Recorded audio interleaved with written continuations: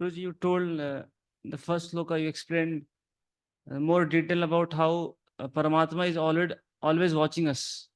And then, like you gave the given different examples, some devotees are cheating in exams, Bhakti Shastriks. So, from that lesson, we learned that how just only theoretical knowledge of Bhagavad Gita will not work. Just like Krishna is a super soul, he is retained in the heart. That we should practically we should do in our life. Gyan Vigyan. Jnana Vigyan.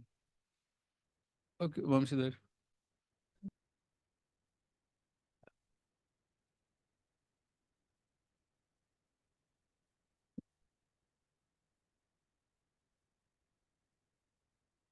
Jnana part we have discussed as confidential knowledge, and then the 7th and 8th chapters are discussed as more confidential knowledge, and 9th and 10th, Guhyatara. and then 9th and 10th are most confidential knowledge. That's why it is most confidential. And then we have discussed about why this knowledge, although is so publicly open, then how it can be confidential knowledge. Then we So were you're asking us question or? question to Ujjwal. You want- No, you have to answer your question. No, then we've discussed about all the knowledge is open. It's not easy for people to accept. Then we went back to our second chapter and then discussed why it is difficult. People, although it is very simple subject matter. So what's the solution? Solution is one is to hear as it is spoken from authority. That is one. Second is to perform penance and austerity. Third is by the mercy of the Supreme Lord and his devotees. Correct. Okay, good. Approaches. So we discussed like what are the effects of this knowledge, that verse number 2, Pratyakshavagamam Sukhsupam Kartumam. It is directly perceived.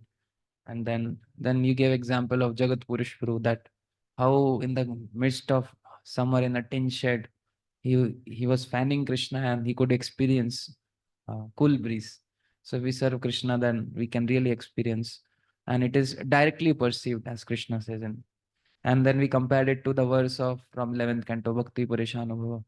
So like it is Tushti is compared to Bhakti, Pushti is compared to Anubhava. Parishanubhava. And Shuddhapa is compared to? Shuddhapa is compared to satisfaction. Virakti. Detachment. Okay. This chapter is most confidential knowledge. So who actually able to got that knowledge? Which Krishna here saying actually who is not envy towards me. So what is the characteristics of a envious person?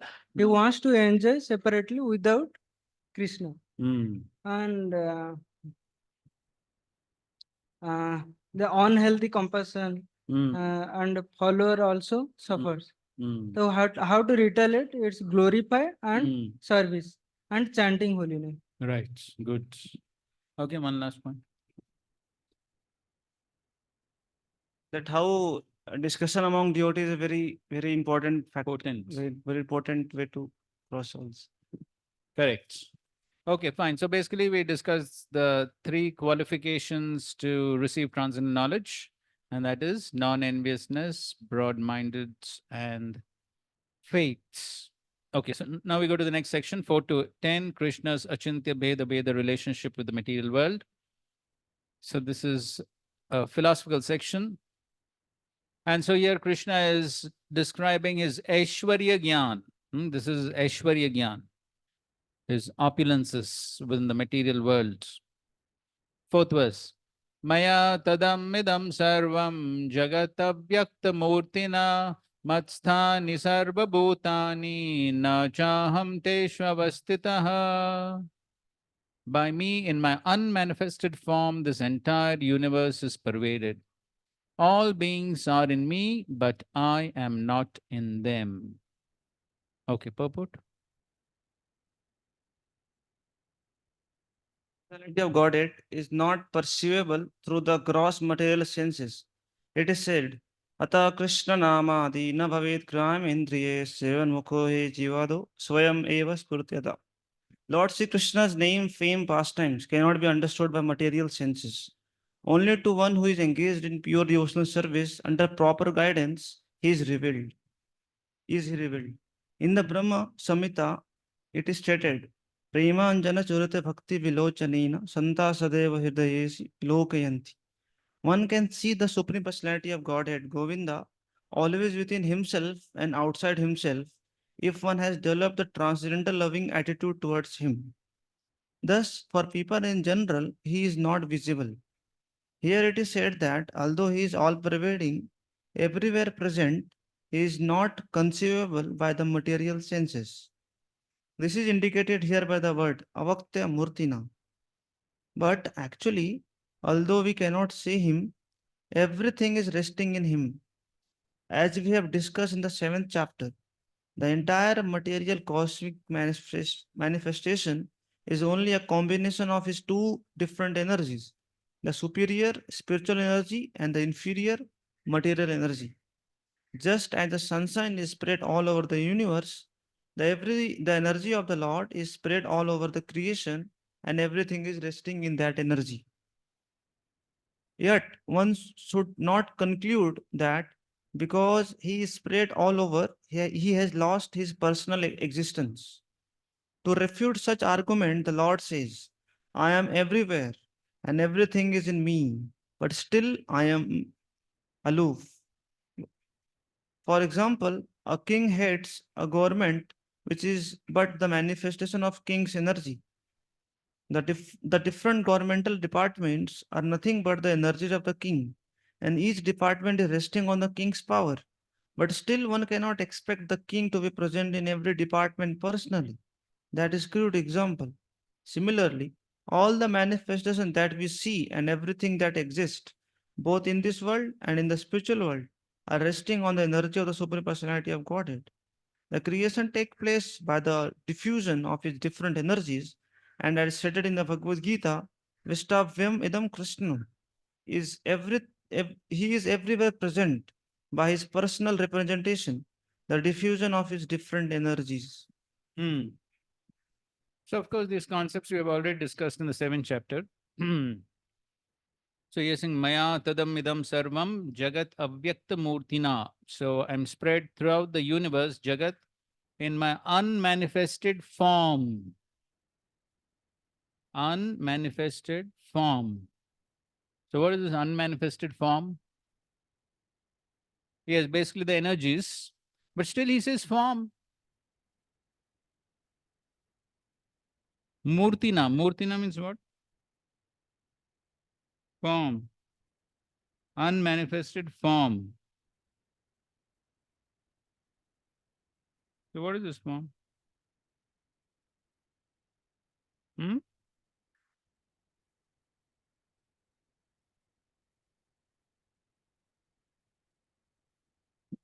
No, here he's saying he's spread all over the universe in his unmanifested form.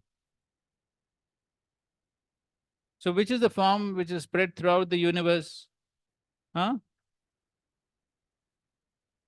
Paramatma is there everywhere, but here he's talking about one form that is spread throughout the universe. Yes, the Virat form, the universal form. So, he's spread throughout the universe in his universal form, the Virat Roop. That is how he spread throughout the universe. So, that Virat Roop is basically a manifestation of the universe. And so that form is showing that how the Lord is spread everywhere.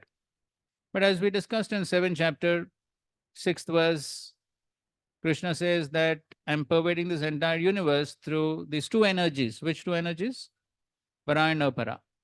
So basically spread throughout through his energies, but then that also has a form, and that is the Virat Roop. And of course, that Virat Roop is avyakta. You cannot see that form. Right? So therefore, it's sometimes described as imaginary form. It's not actually present. But of course, if Krishna wants, he can show it also. So that's universal form. So then he says, Matsthani sarvabhutani na chaham teshva avastita. Matsthani sarvabhutani. All living beings are in me. All living beings are in me. Then he says, Na cha aham teshu avastita. But I am not in them. What does this mean? All living beings are in me, but I am not in them.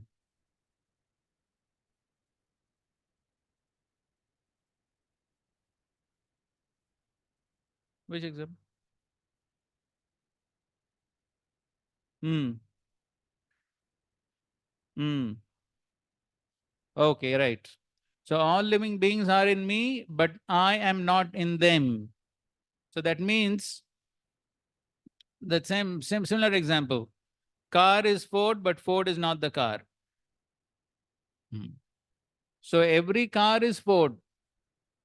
So similarly, all living beings are in Krishna.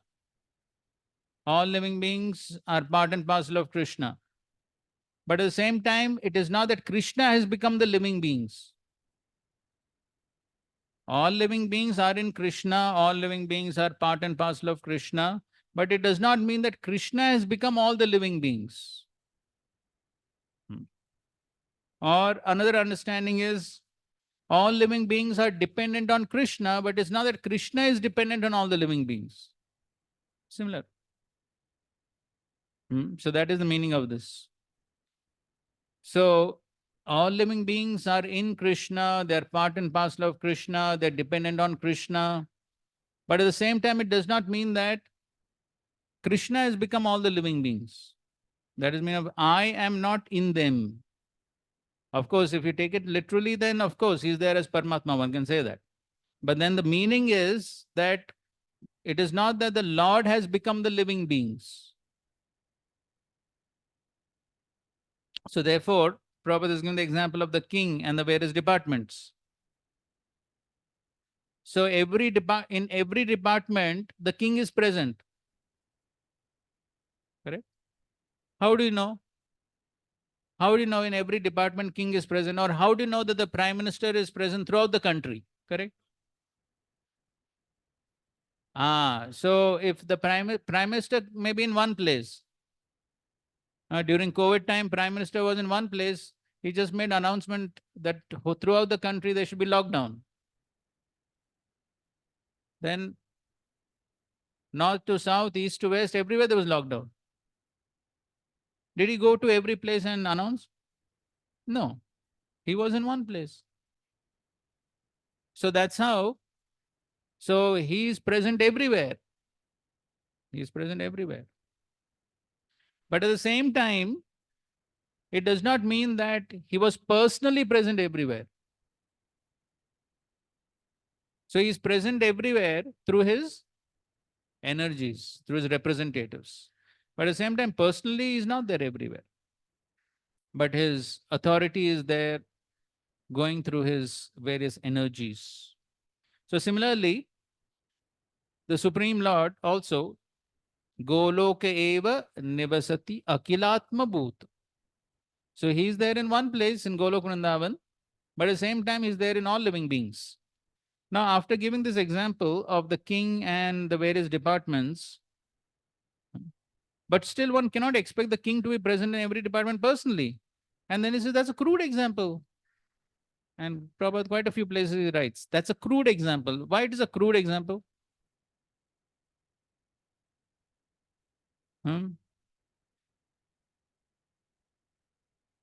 Without being physically present, Krishna is not a material person, he's a spiritual person. One, it's very simple to understand. Why can't Krishna be present?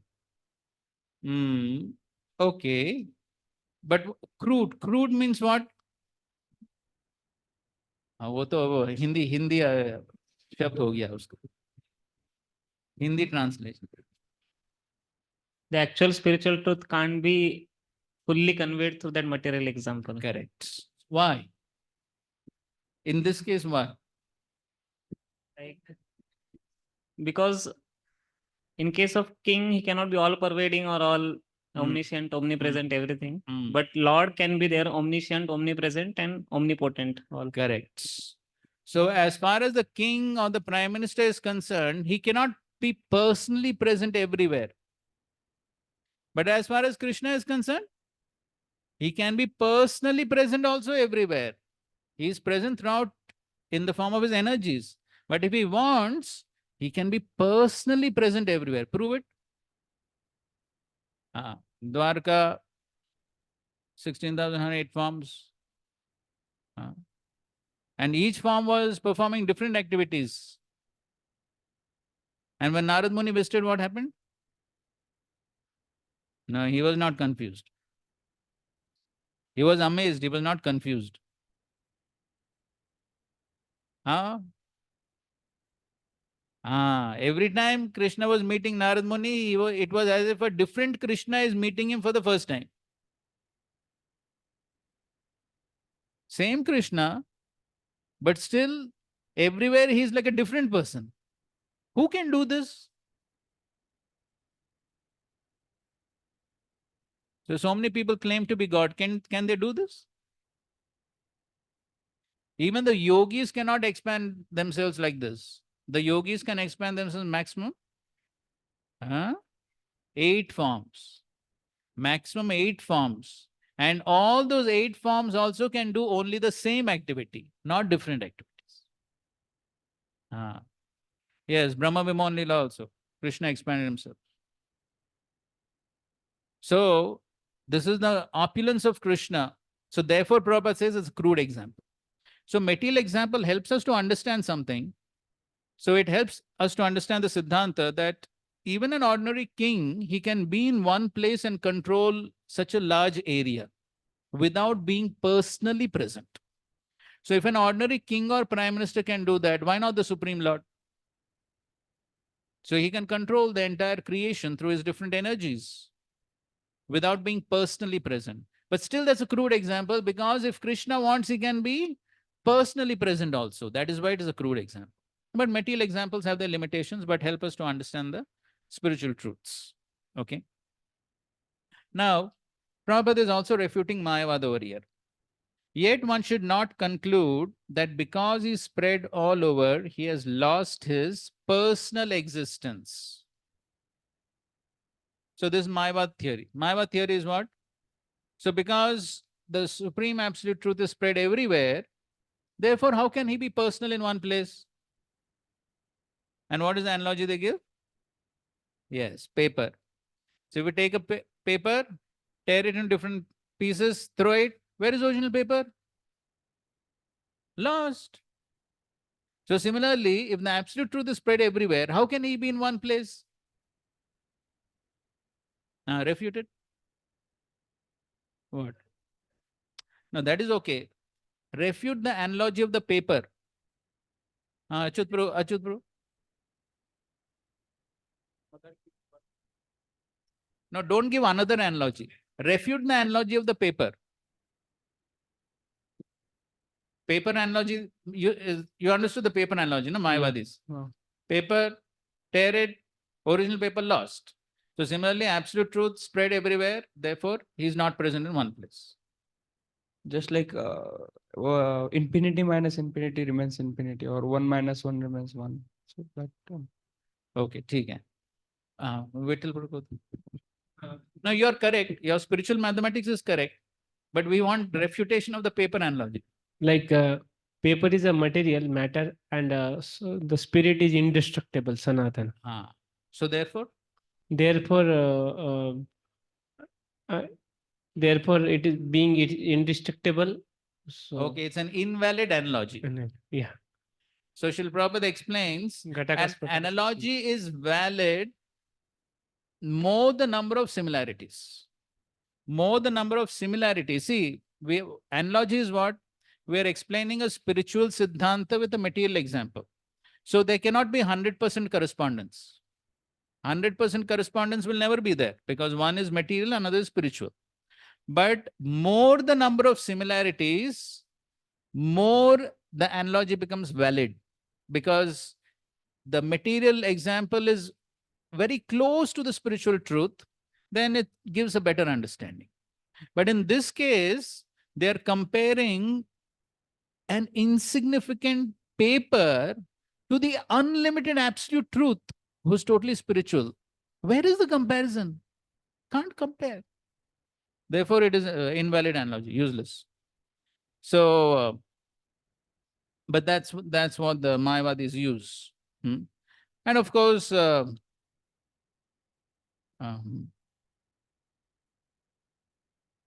we won't get into those details. So they have the philosophy of Vibartavad, and the Vaishnavas have philosophy of Shakti Parinamvad. So anyway, in CC purport, Srila Prabhupada gives the example. Now again, it is similar. So now again, the Mayavadis, what they say? The Mayavadis say that if the absolute truth has spread everywhere in the form of its different energies, then the original person from whom the energies have emanated should also get transformed. That is what they say. Now, Srila Prabhupada, to refute this, he gives this example. So he says that just like if there is the owner of a company and he has many branches, so now if he opens another 10 more branches, then does he get transformed? He becomes little fat or thin or something happens? No, no. So his branches are compared to energy, right? So through his different energies, he can use his money. He has got money, manpower, all these are his different energies. And so those energies get transformed, correct? He's using the money, he's using the manpower. So all those get transformed. And by that transformation, he's opening new branches of his company. But when he opens new branches of his company, does he get transformed? No, he doesn't get transformed. Maybe he becomes a little happy or whatever, right? But then there's no transformation as such, correct? So therefore, the Vaishnava Siddhanta is the absolute truth doesn't get transformed. What gets transformed? The energies get transformed. So that is called as Shakti Parinamvad. And so the Mayavad theory is Vivartavad. So Vivartavad means that the absolute truth itself gets transformed. So therefore, according to the Mayavadis, because the absolute truth is spread everywhere, therefore, the absolute truth cannot be present in one place. The absolute truth also has to get transformed into the different energies. The absolute truth gets transformed into the different energies. Okay, the absolute truth gets transformed into different energies, but still the absolute truth is present as Krishna, correct? From Krishna, all the different energies are coming, correct? So then they're saying because so many energies have come, so therefore he also should get transformed. But Krishna doesn't get transformed, right? Krishna is as he is. Then how do you explain that? So then they say, okay, so what you see as Krishna, he is not the absolute truth. That is illusion. What you see is illusion. So that is why they're offensive.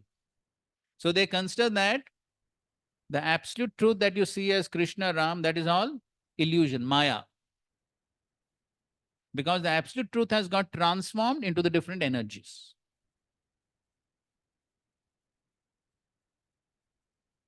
Okay.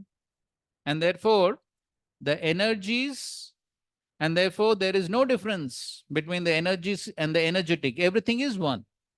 Because now the absolute truth has got transformed into the energies. Therefore, and jivas are what? Energy. Jivas are energy. But now the absolute truth has become the energy. So therefore, the jivas are also Supreme Lord.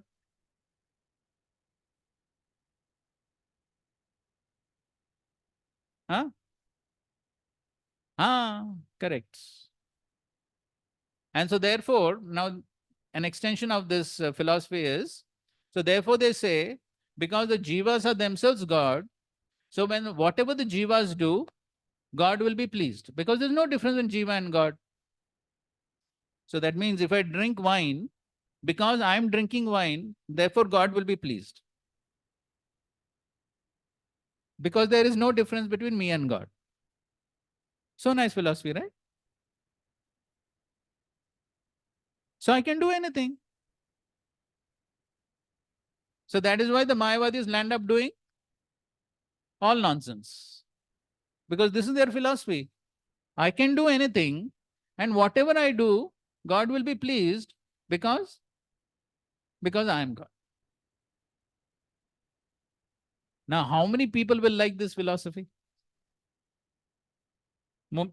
This is what people want to hear, correct? Do whatever you want and God will be pleased.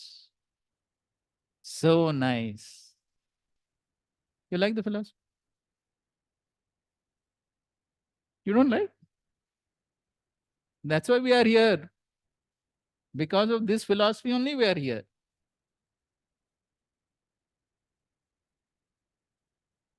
So this is so therefore the proper understanding is very much essential. But when we say absolute truth, so absolute truth means Krishna as person along with his energies. Together we call it as absolute truth. So when we say like energy is getting transformed, so is it not because it is part of absolute truth? He is also getting transformed. Okay. So when we say energies are getting transformed, so does the absolute truth get transformed? That is your question. Because the absolute truth is always present with his various energies. He is never separate. Correct. So what's your understanding? I don't have, therefore I'm asking. So what do you think? You have been hearing so much in so many years.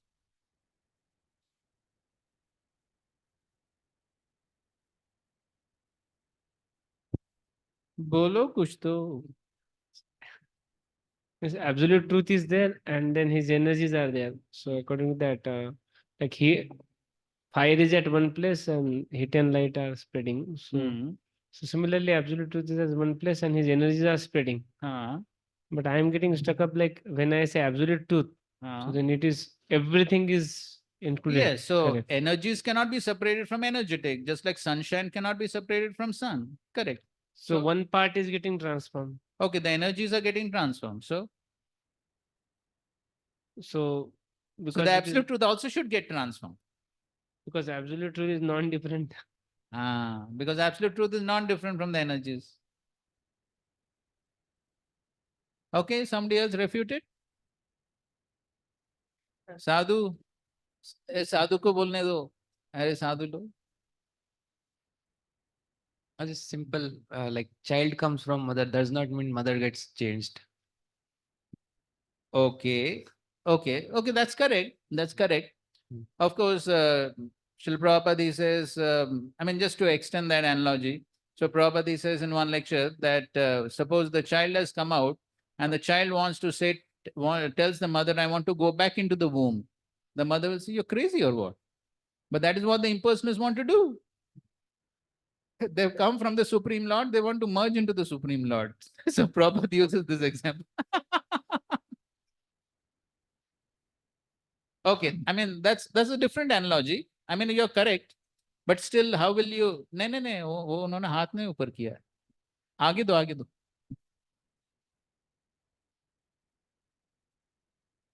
Just as we see even in the sun and sunshine analogy, sun is not getting transformed, but the solar energy is getting sunshine because his energy, heat and light, is getting transformed in various ways like electricity and all those things. But the sun itself remains as it is. Correct. In a similar way, the absolute truth remains, the supreme person remains as it is, but his energies are getting transformed. So No, in that now sense, his question is, so if the energies are getting transformed because the absolute truth is present with the energies, so therefore when the energies are getting transformed, the absolute truth should also get transformed. That is his point. Everything, correct. Energy along with energetic. Correct.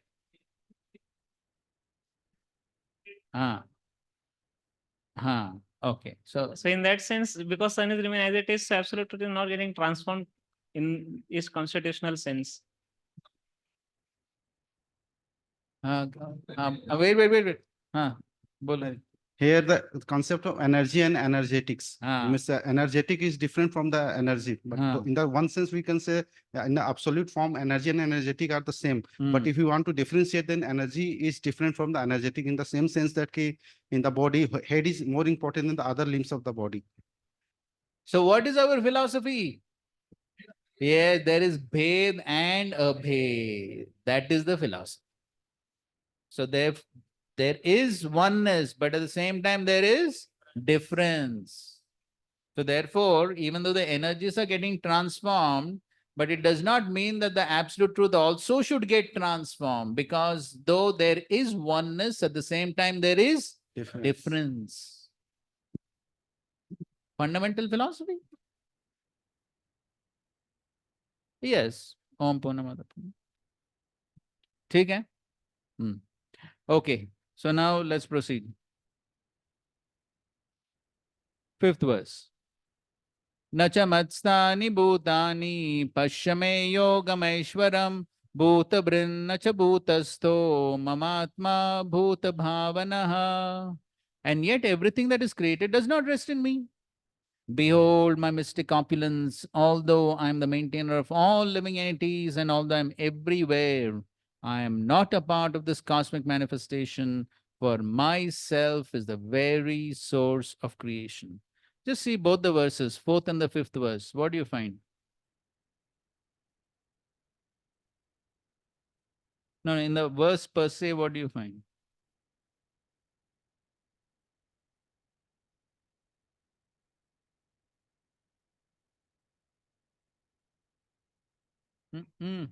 हाँ बोलो आगे.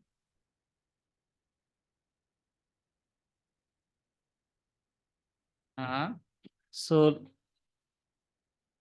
And in the fifth verse? it's Nachamastani Bhutani. Ah. In the fourth verse, he says, Matstani Sarvabhutani. And immediately next verse is Nacha Matstani Bhutani. He's contradicting himself. So Matstani Sarvabhutani, Nacha Matstani Bhutani. So he's contradicting himself. It's very strange, isn't it? In the fourth verse, he has said something, and immediately next verse is contradicting himself. Correct. So, in the fourth verse, he says, all living beings are in me. But then in the next verse, he says, no, they're not in me. So, to understand that, you have to read the purport.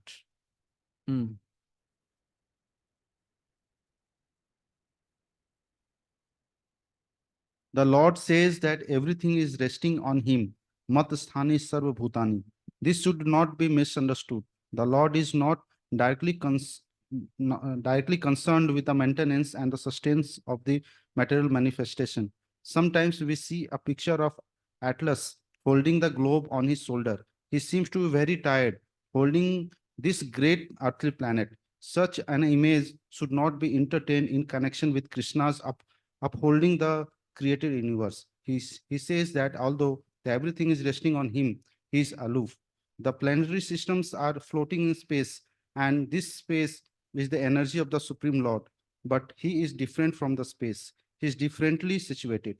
Therefore, the Lord says, although they are situated on my inconceivable energy as the Supreme Personality of Godhead, I am aloof from them.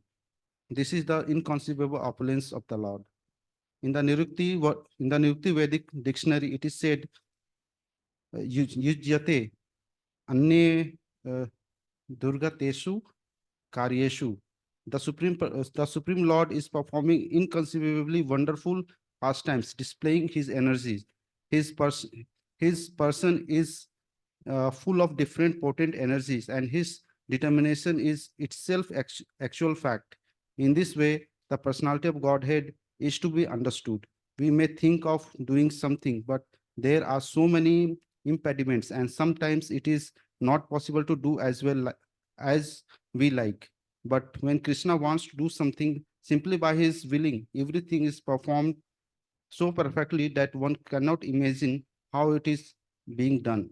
The Lord explains the fact, although he is the maintainer and the sustainer of the entire material manifestation, he does not touch this material manifestation. Simply by his supreme will, everything is created, everything is sustained, everything is maintained, and everything is annihilated. There is no difference between his mind and himself, as there is a difference between the ourself and our present material mind, because he is absolute spirit. Simultaneously, the Lord is present in everything, yet the common man cannot understand how he is also present personally. He is different from this material manifestation, yet everything is resting on him. This is explained here as yogam Aswaryam, the mystic power of the Supreme Personality of Godhead. So therefore, when it said that, okay, everything is resting on Krishna, but then he says, no, everything is not resting. So it means that he is not personally involved. He is aloof. So that's why Prabhupada is giving the example of the Atlas. So it is not that, so in the universal form, the Virat Roop, so what we find, second canto, first chapter, there's description of the Virat Roop. So it is mentioned that the lower planetary systems are on the legs and the other planetary systems are on the knees and like that. So does it mean that all the planetary systems are on the body of the Supreme Lord and the Lord is having great difficulty balancing all this? Is it like that? No. So as Prabhupada says, all the planets, all the universes, they're all floating in space like, huh? Yes, cotton swabs, cotton swab. So effortlessly they're floating in space.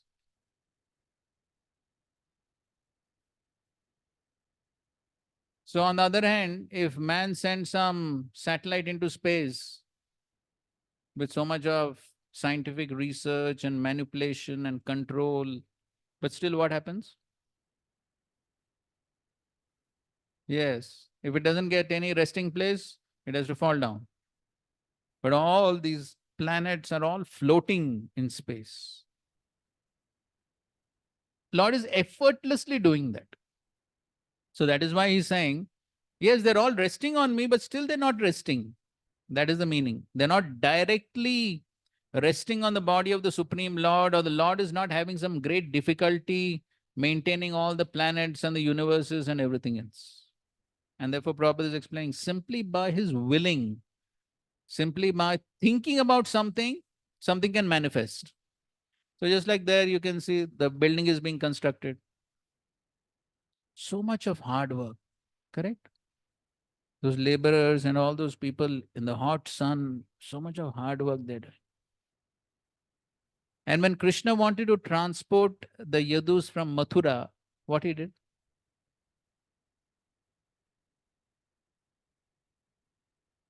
Yes, just by his desire, what happened? Dwarka was manifested. How much time it took? On the spot. On the spot. The residents of Mathura woke up in the morning and they found themselves in different place. That's all.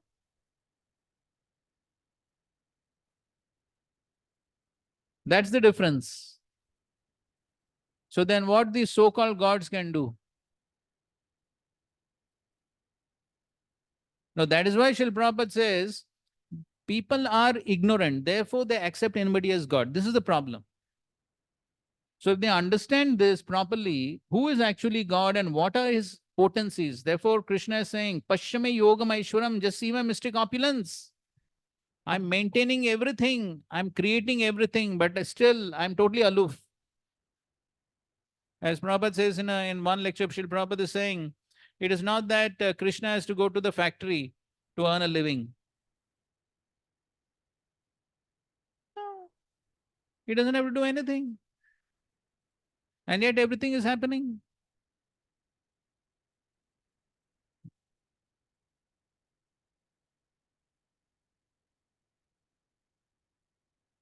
So this is Krishna's opulences. This is Aishwarya Gyan. So if somebody understands all this properly, then one will not accept any fool as God. So simply by his willing, everything happens. Simultaneously. So many things Krishna is able to do parallelly. So, as he says, he does not touch this material manifestation. Simply by his supreme will, everything is created, everything is sustained, everything is maintained, everything is annihilated. There is no difference between his mind and himself, as there's a difference between ourselves and a present material mind, because he's absolute. So therefore, Srila Prabhupada says, no, go back to the spiritual world. There you don't have to work all like this in the hot sun. to construct building and go to the factory and earn money and all that. No. If Krishna wants to create something, simply by his will, it's created. So one should develop eagerness to go there after reading all this and not rot in the material world. So that is the opulence of the Supreme Lord. He can provide anything. So this is his mystic opulence. Now, to explain the Siddhanta, in the next verse, Krishna himself gives an analogy.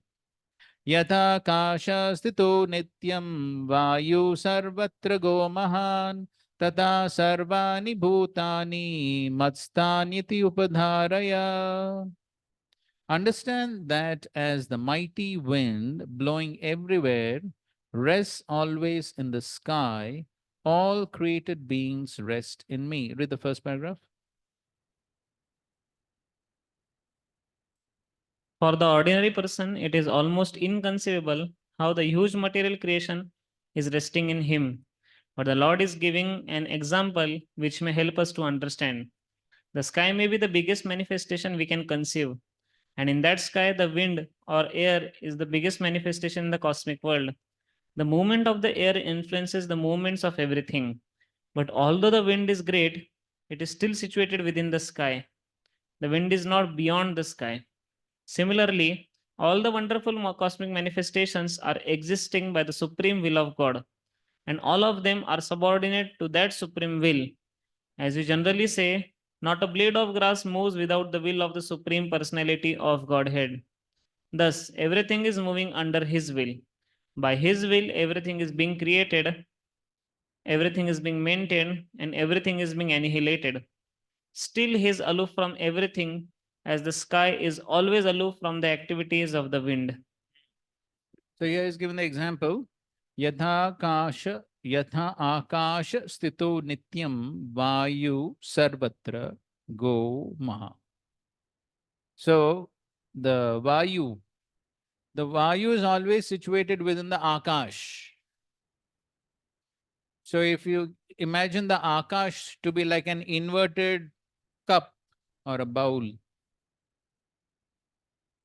so then the vayu, the air, can circulate up to the limit of the sky. Correct? That means the sky is controlling the wind. Correct? The wind cannot go beyond the sky. That means sky is controlling the wind. But is the sky affected by the wind? Is the sky affected by the wind? Prove it.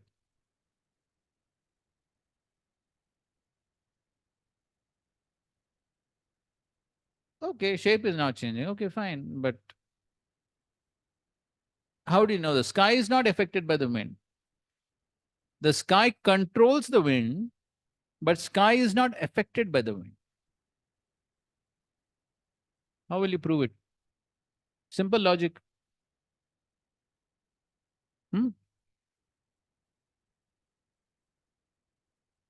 Sadhu. Quality of the air that it just waves off the things. But we have never seen that the sky has some weather wave off and he has changed his place due to the pressure of air and all. Okay, he has not changed his place. Of course, the sky is too big to change the place. But your point is correct. Somebody like to explain a little more? How the sky is never affected by the wind?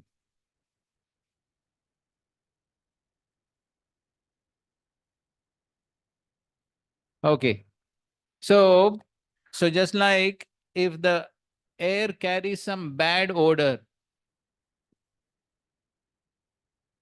do we find that tomorrow the sky is stinking? Or if the air carries some good odor, then tomorrow the sky is very fragrant, something like that. Does it happen? Does it happen? So the sky is never affected by the wind, though the sky is fully controlling the wind. So what is the sky and the wind compared to?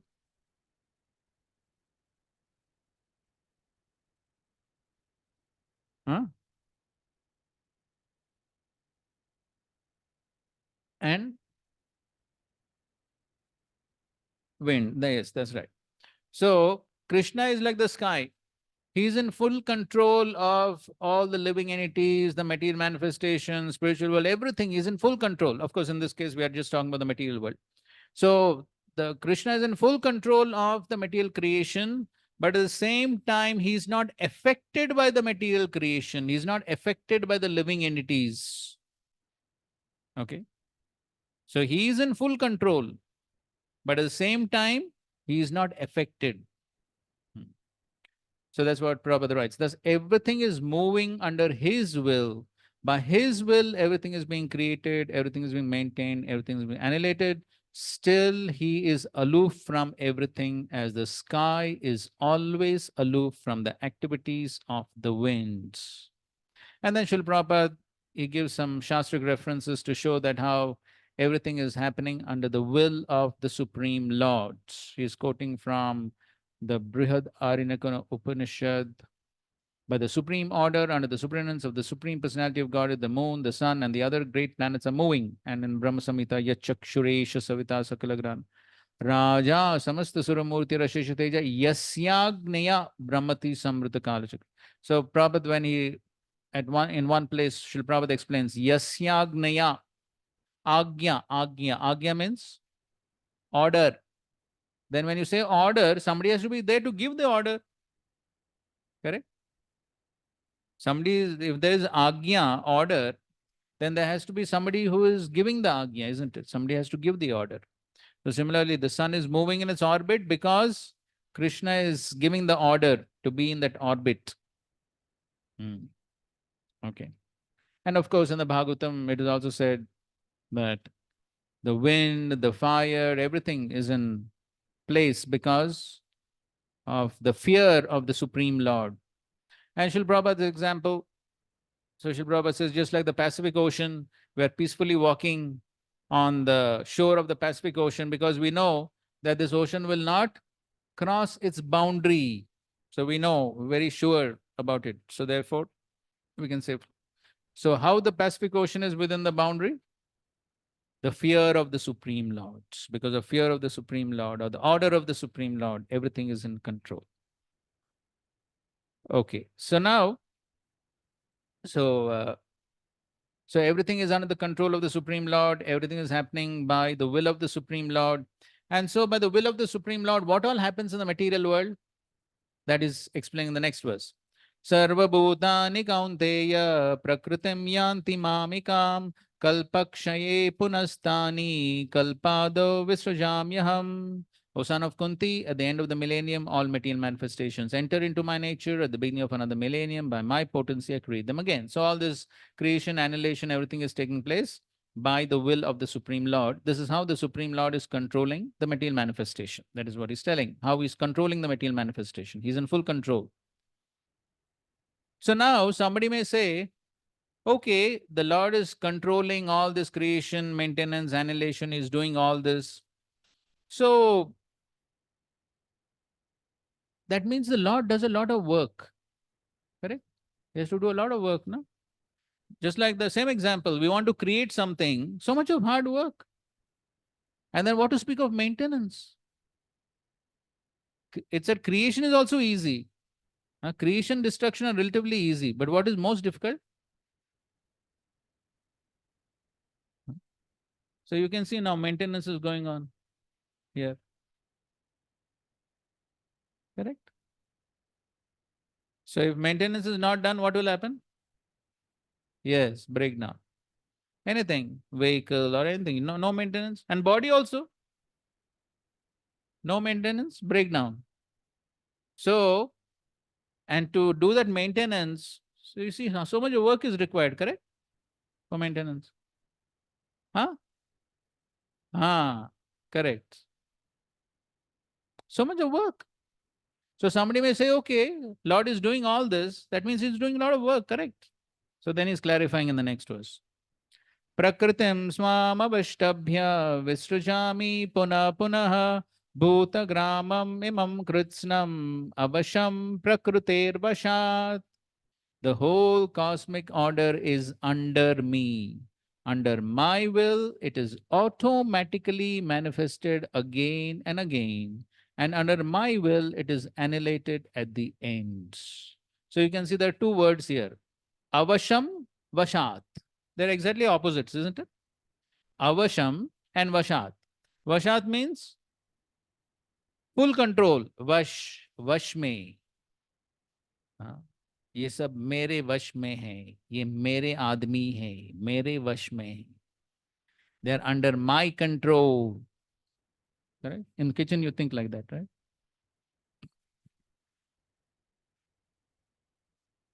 So this is Vash. So Krishna is saying, yes, everything is under my control. But then what he says? Avasham. Exactly opposite. So he's saying Avasham. Vashat, Avasham. So on one hand, he says everything is under my control. Then on the other hand, he says, no, I'm not controlling everything. Everything is happening automatically. Automatically. It doesn't have to do anything. Okay, read the second paragraph of the purport.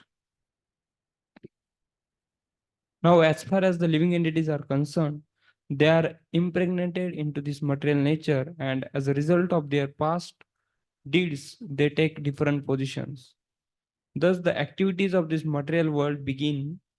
The activities of different species of living beings are begun from the very moment of the creation. It is not that all is evolved. The different species of life are created immediately along with the universe. Men, animals, beasts, birds, everything is simultaneously created because whatever desires the living entities had at the last annihilation are again manifested.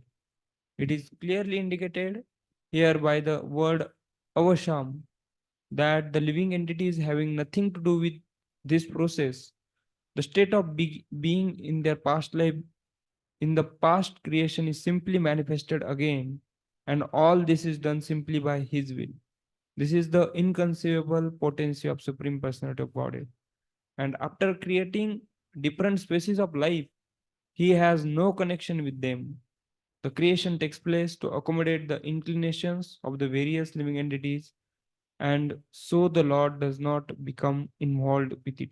Yes. So the creation takes place to accommodate the inclinations or the desires of the various living entities. Lord does not have anything to do with it. But at the same time, everything is happening under His will. Now, just like the example is given, Prabhupada often gives the example, that just like in the state or in the country.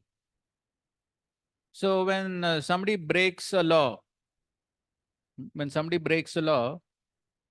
just like traffic laws, Prabhupada often gives that example. So when one breaks a traffic law, what happens? Yes, he's fined.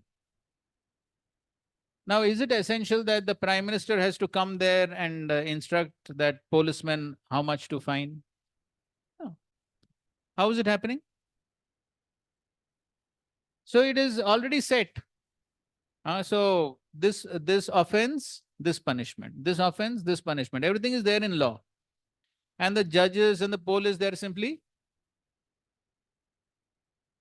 following. But at the same time, how this entire mechanism is working? This entire mechanism is working, correct?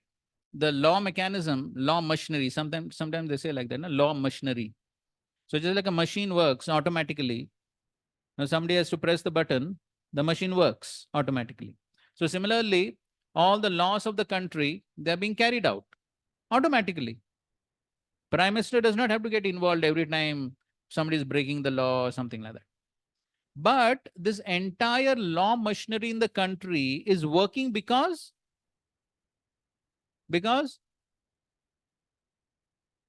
say that? Because there is a Prime Minister in office. Because there is a Prime Minister in office, therefore all this law mechanism is working. If there is no Prime Minister in office, then everything will be halla gulla. Everything will be chaos. But because there is a Prime Minister in office, everything is functioning. But at the same time, does it mean that Prime Minister has to get involved? No, the mechanism has been already set. So same thing. So the mechanism of living entities, okay, this living entity has this desire, give him this body, this desire, this body, this desire, this body. Prabhupada says, just like here, any two bodies are same? Any two bodies are same? No, no two bodies are same. Why? Why? Different desires, different desires. So according to every jiva's desire, one body is awarded. And this mechanism has been set.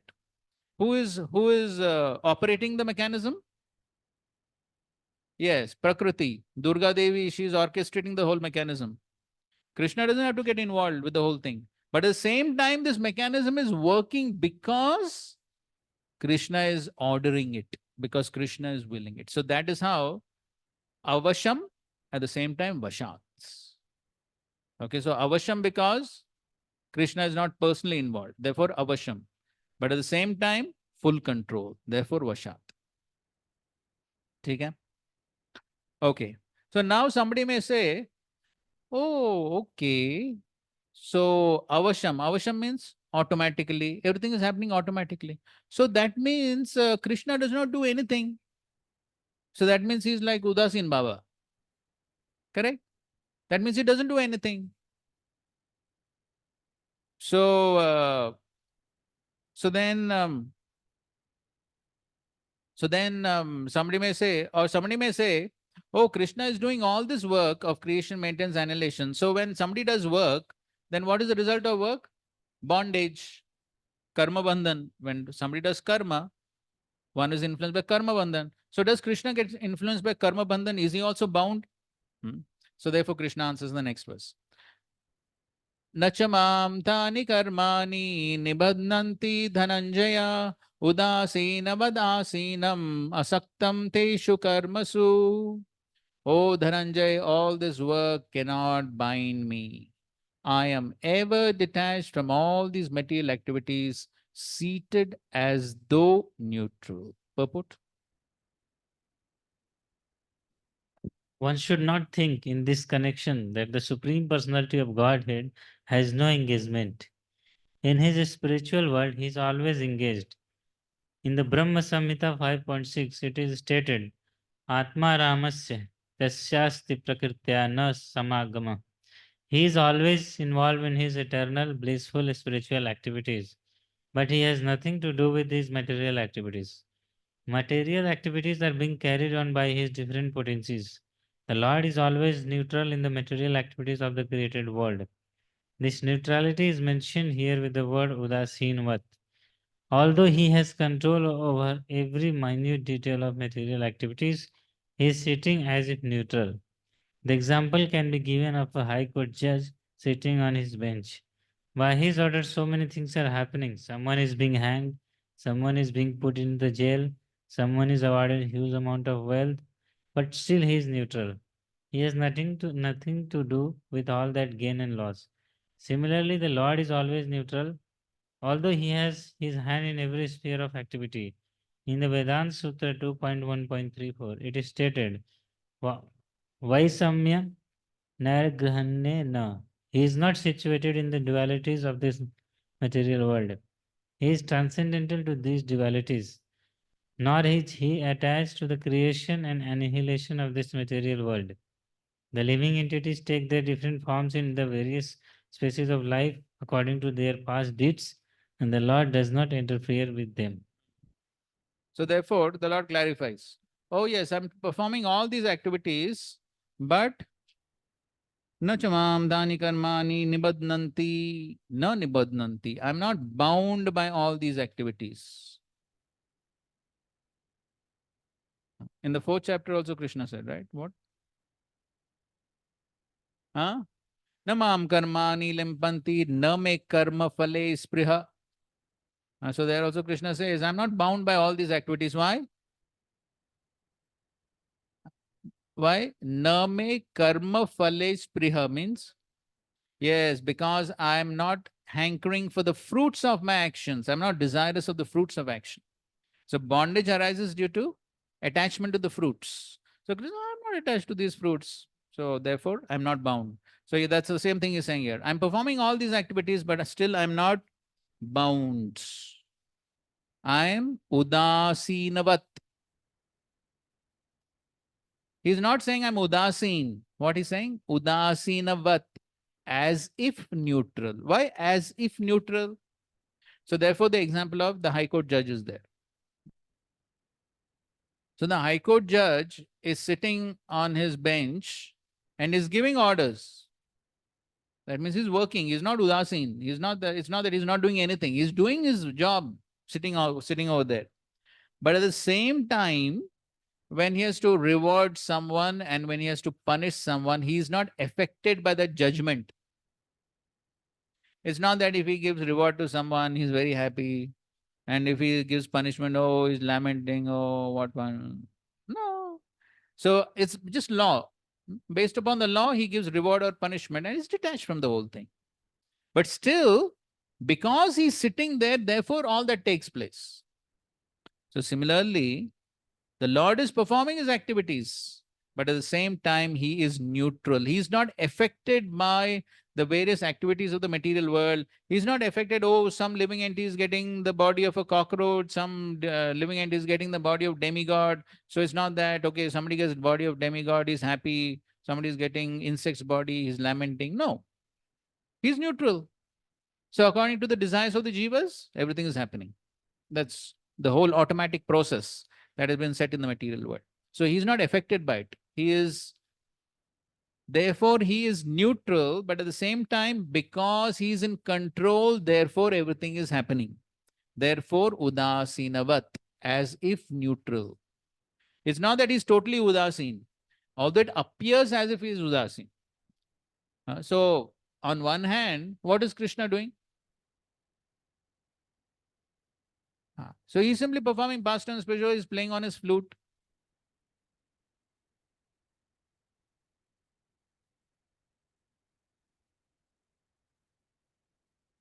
Okay. So what they are doing? Mahavishnu, Garbhodaksha Vishnu, Shirodaksha Vishnu, what they are doing?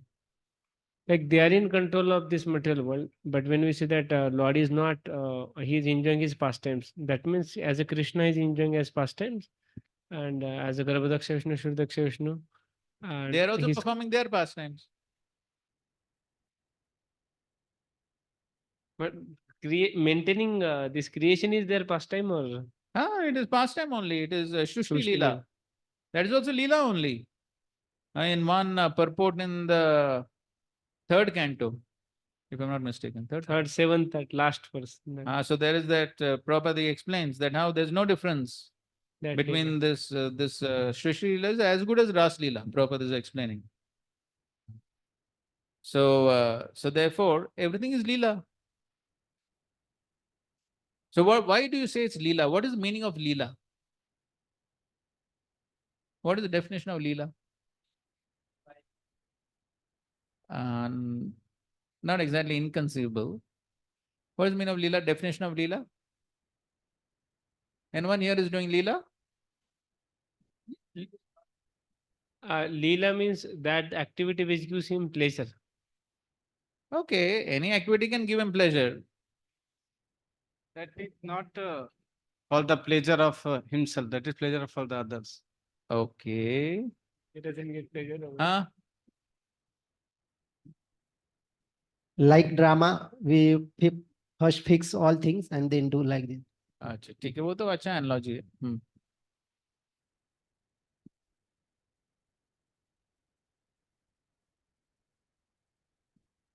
Leela is above the three modes.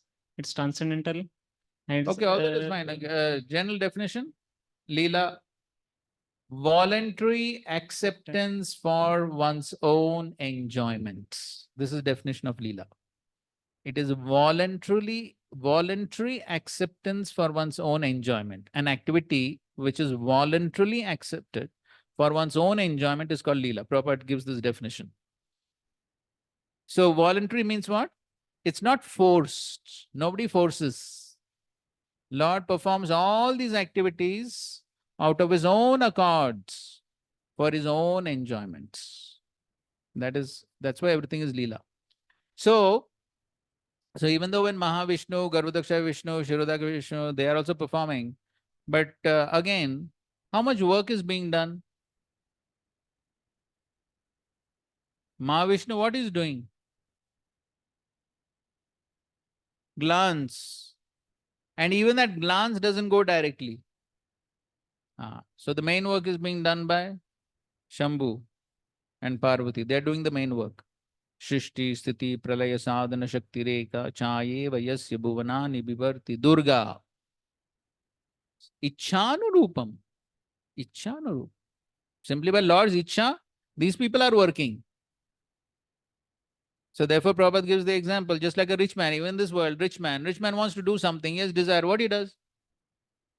What he does? Huh? He only desires, and then what happens? Servant, secretary, so many people, they do the job.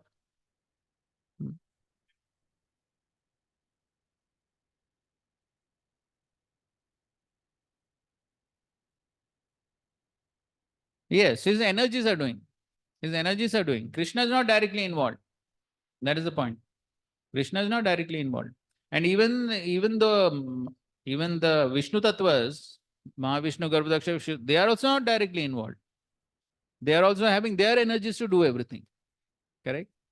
So as far as Krishna is concerned, he is simply playing on the flute and performing his pastimes in the spiritual world. That's all. But at the same time, he is not udasin. It is not that, okay, chalo, jo jaye tum log karo. No. So that is why after reading this verse, somebody may say, udasin, maybe the Lord is udasin, therefore there are so many problems in this world. Correct? Sometimes people say that, correct? There's so many problems in this world because maybe the Lord went out of control or he gone to sleep. He is not managing things properly. Huh? So he is created and he is left out of control now. So after reading this also, somebody may think, oh, now he's udasin now. He's udasin. So therefore next verse again he clarifies. What? Maya Dyakshena Prakriti Suyate Sacharacharam Hetunanena Kaunteya Jagat Viparivartate. This material nature, which is one of my energies, is working under my direction. O son of Kunti, producing all moving and non-moving beings, under its rule, this manifestation is created, annihilated again. So again he clarifies, don't think I'm udasin, everything is just happening. No, I am in control. Maya Dyakshena Prakriti, Maya Dyakshena. Everything is happening under my control. Okay, read this purport.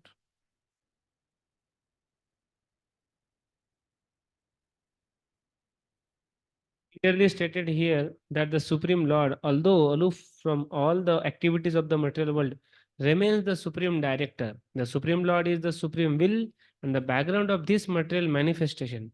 But the management is being conducted by material nature.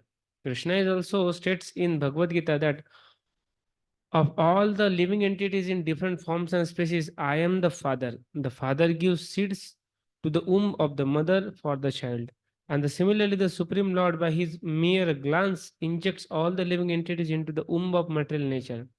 They come out in their different forms and species according to their last desires and activities. All these living entities, although born under the glance of Supreme Lord, take their different bodies according to their past deeds and desires. So the Lord is not directly attached to this material creation. He simply glances over the material nature. Material nature is thus activated and everything is created immediately. Because he glances over material nature, there's undoubtedly activity on the part of Supreme Lord. But he has nothing to do with the with the manifestation of material world directly. This example is given in the Smriti. When there is a fragrant flower before someone, the fragrance is touched by the smelling power of a person. Yet smelling and the flower are detached from one another. There is a similar connection between the material world and the Supreme Personality of Godhead. Actually, he has nothing to do with the material world, but he creates by his glance and ordains. In summary, material nature without superintendent of Supreme Personality of Godhead cannot do anything. Yet the Supreme Personality of Godhead, yet the Supreme Personality is detached from all material activities. Right? That's beautiful summary of the entire section. This is real eloquence. The entire subject matter has been so beautifully encapsulated in these two sentences. In summary, material nature without the superintendence of the Supreme Personality of Godhead cannot do anything. Yet the Supreme Personality is detached from all material activities. That is the summary. So therefore, Krishna is explaining very clearly, yes. So it's not that I'm simply udasin and I don't do anything. Everything is just happening. No, everything is under my control, but still I'm not directly doing anything. So that's what Prabhupada explains. So just like a rich man over here in this world also, he doesn't do anything directly, but simply by his desire, everything is happening. So when an ordinary person of this world can do that, then why not the Supreme Lord? Okay? Okay, fine. So let's take a break and then we will take some questions on this.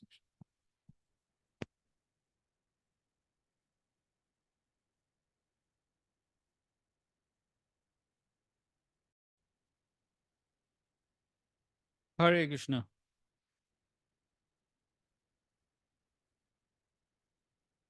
Okay, let's see what's here. Hmm.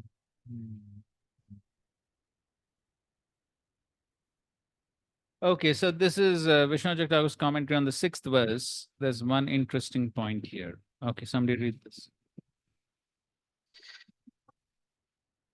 Thou, the living beings are in me, who remain detached and independent, they are not in me. And thou, I am in them, I am not in them. An example is given in this verse to illustrate. The wind remains always situated wind, always situated in the ether, which has a natural nature of being detached. The wind has a nature of being restless, going everywhere.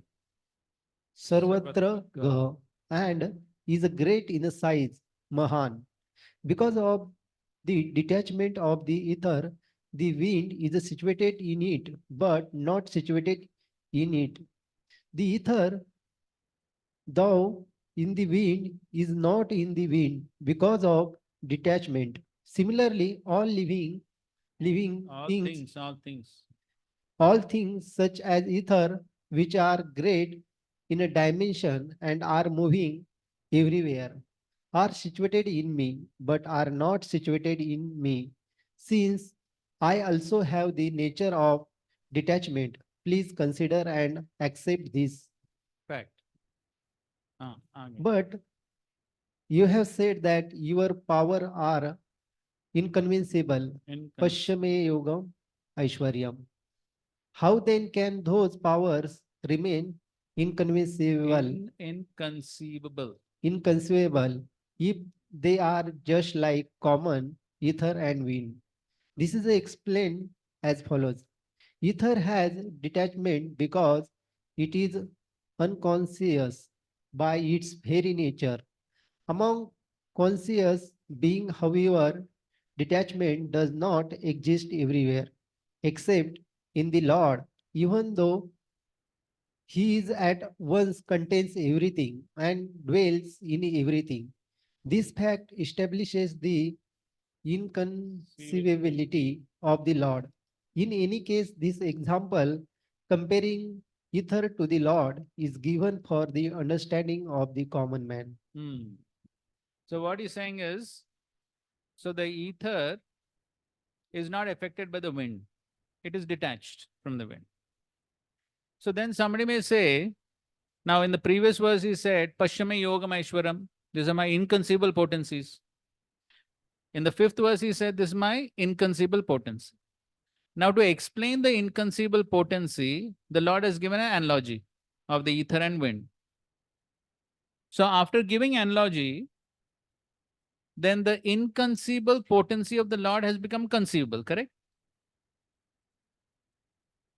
After giving analogy, The inconceivable potency of the Lord has become conceivable because Lord is compared to ether. The material creation is compared to wind. So that means the Lord has become now conceivable. Correct? Has it become conceivable?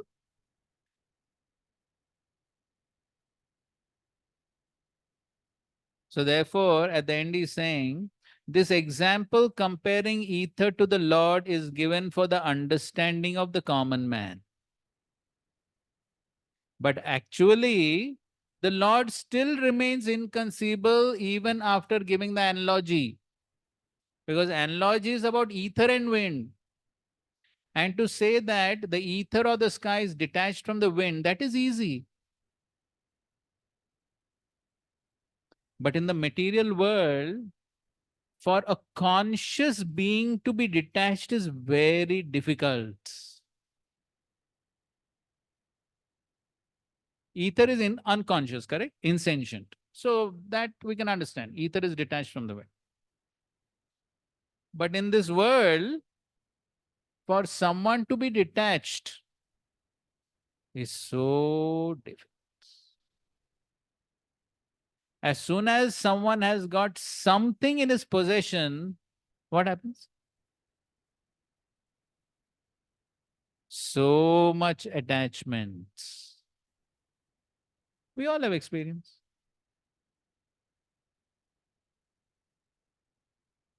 So even though we may have one small locker and a few belongings, how much attachment is there?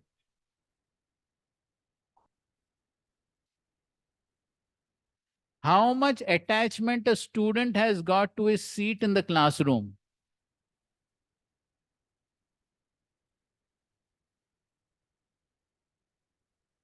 You see that? Since how many days?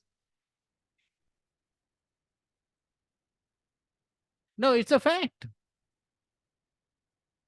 Now we see so many classrooms. If a course is running for say 1 month, one student will sit in that same place for throughout that 1 month. He will never change it.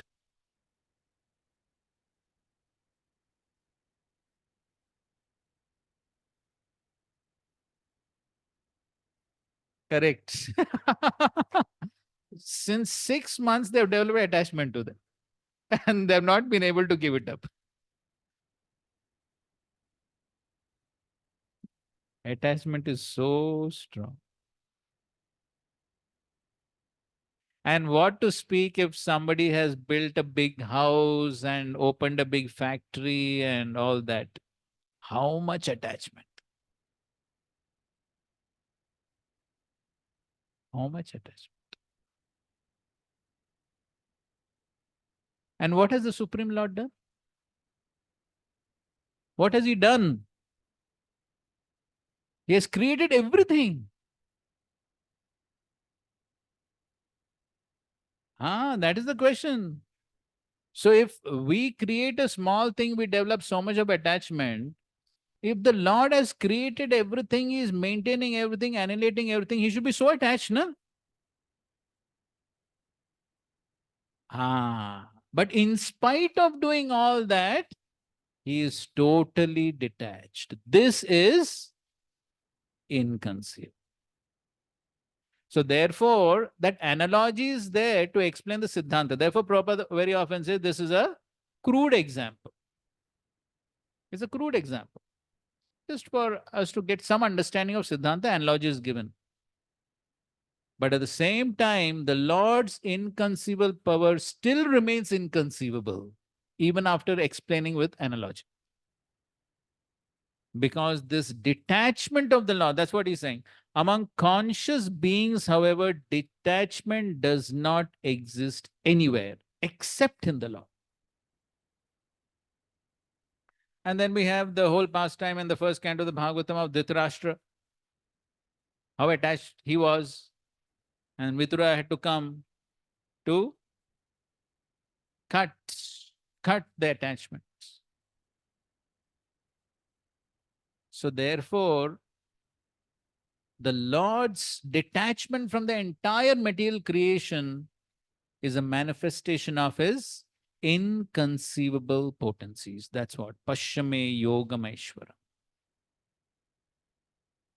This is inconceivable.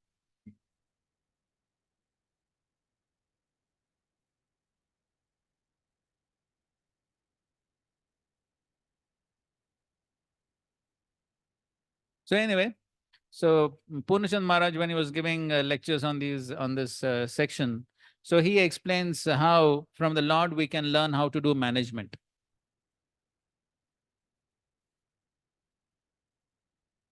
So this is the perfect example of delegation.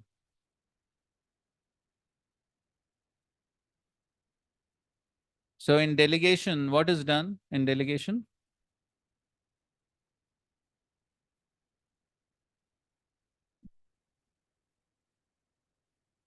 And huh? But do what? Yes. So delegation means that one empowers another person to do an activity, but at the same time, one maintains inconspicuous control. That is delegation. It's not that empower someone and become Udasin Baba. No, that is not delegation. That is what? No, that is irresponsibility. That is irresponsibility. Real delegation means one empowers another person, but still one supervises, one controls, but at the same time, one does not do micromanagement. But of course, we all have experience in delegation. There are always tendencies either for one to micromanage or become udasin. Both are extremes, but always these tendencies are there. And we find this happening. These extreme tendencies are always there. And usually, of course, the tendency is to micromanage because controllership mentality is very strong. And of course, some people become udasin. जो करना है करो, करने दो भाई खाने.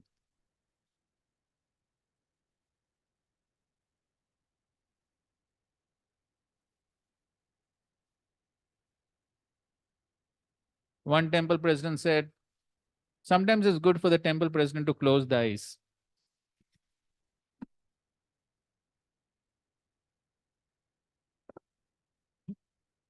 So there's always that tendency. But here Krishna is showing the perfect example of delegation. So he has delegated fully, but at the same time, full control. Full control. Of course, no one can do it so perfectly like the Lord, but we can learn some principles. We can learn some principles. Right.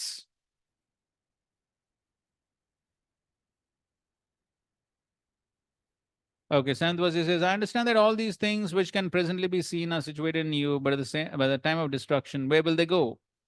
So then he speaks the seventh verse. All these things will merge into my energy called Prakriti, composed of the three gunas. At the end of the period of destruction, the time of creation, Kalpakshaya, I'll create everything. Then 10th verse, Maya Dikshena Prakriti. Okay, read this. Here he's giving one nice example. Okay, read.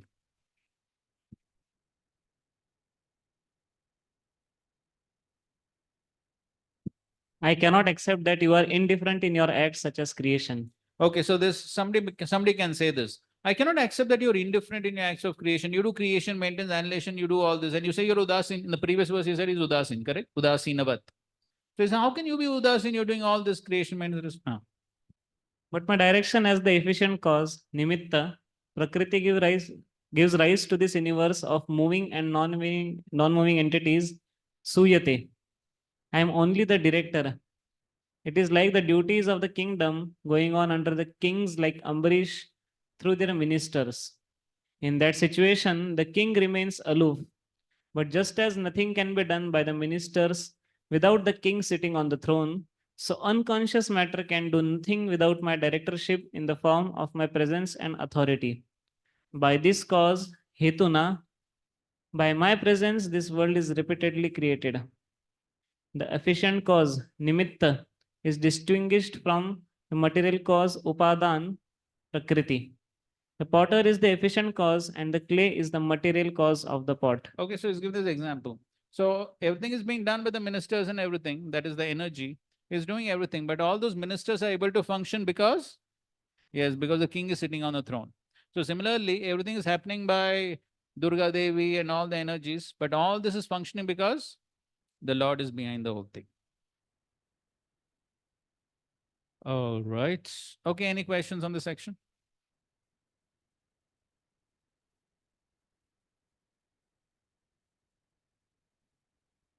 So anyway, this is interesting. You can see there are correlations between the 7th and the 9th chapter. Okay, in the 7th chapter also, initial 2 verses are speaking about hearing. So there also there is description of Krishna in the material world, Shastra. So there are similarities. Okay, any questions?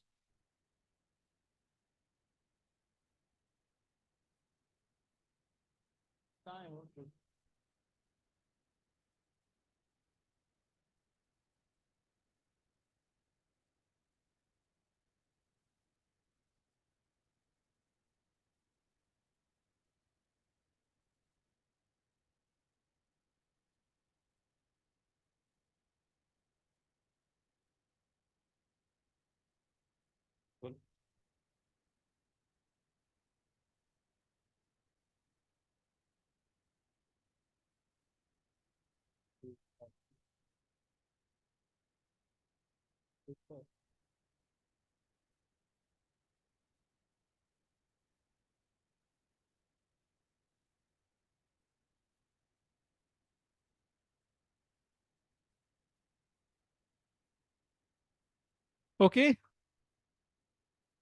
Is the section clear? Online, any questions? Online, somebody's awake or no?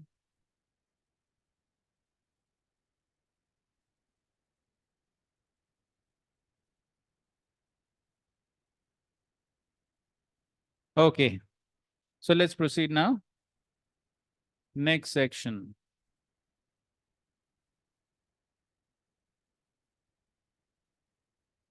So the next section is, okay, so in ones 11 to 25, the whole thing is like one section. The correcting question is, considering his Yogam Aishwaram, why does everyone respect Krishna, the Supreme Person? So this is what Krishna is described as Aishwarya Gyan.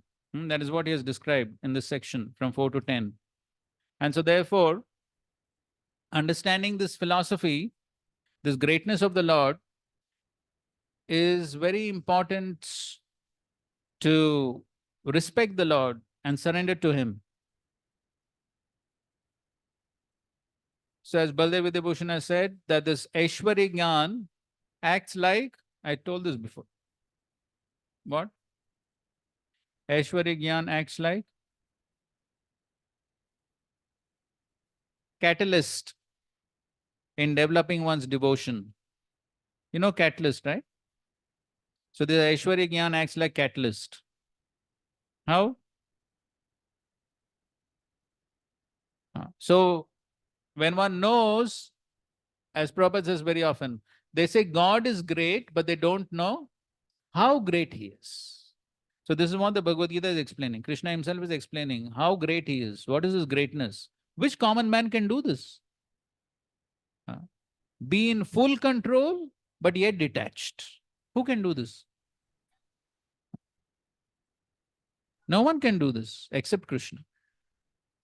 Here in this world, either one is in, if one is in full control in this world, what happens? If one is managing everything nicely, controlling everything nicely, then what happens? Huh? No, becoming proud is one thing. He has to put a lot of endeavor, isn't it? He has to put a lot of endeavor, a lot of headache, a lot of anxiety, all that is there, correct?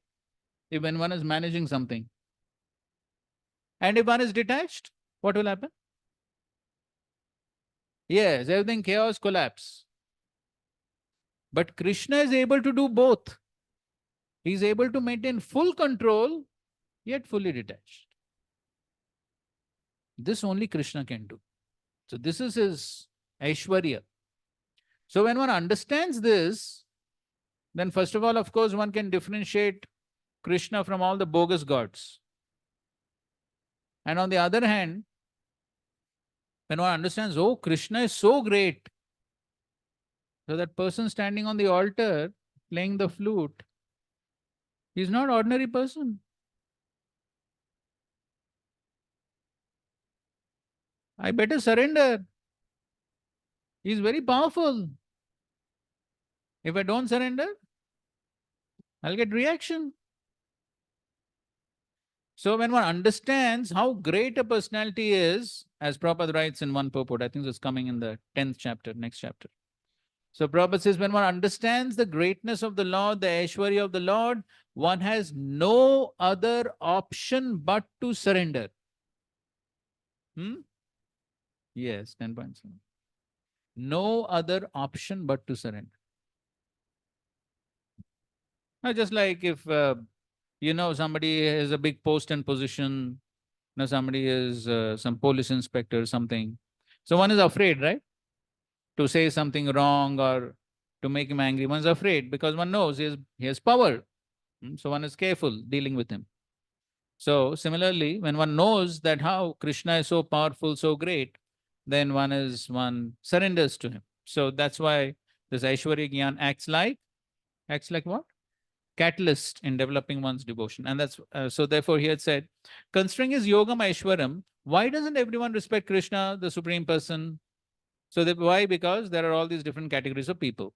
So then he describes the impersonalists in the 11th and the 12th verse, the pure devotee Mahatmas, 13 to 14 verses, worshippers of the Vishwarup, 16 to 19, and demigod worshippers, 20 to 25. So now 11 to 15, non-worshippers and worshippers. Okay, 11th verse. Famous verse, Prabhupada quoted it very often. Avajananti ma mudha manusham tanumashritam param bhavam ajananto mama bhuta maheshwaram. Fools deride me when I descend in the human form.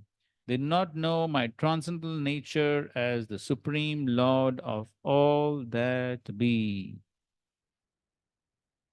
Okay, so these are basically the Mayavadis. Avajananti ma mudha. So Prabhupada very often quoted the verse. See, I'm not calling these people fools and rascals. Krishna is calling them. And he quoted this verse. Why? Manusham tanum ashritam. They think that the absolute truth has become ordinary manushya. They do not understand what? Param bhavam ajananto. They do not know the Supreme Lord's transcendental nature, param bhavam. And they do not know that he is Bhuta Maheshwaram. He is the Ishwara, the supreme controller, proprietor of everything in this world. And so therefore, in the purport, essentially Srila Prabhupada refutes Mayavad and establishes Krishna as the supreme person.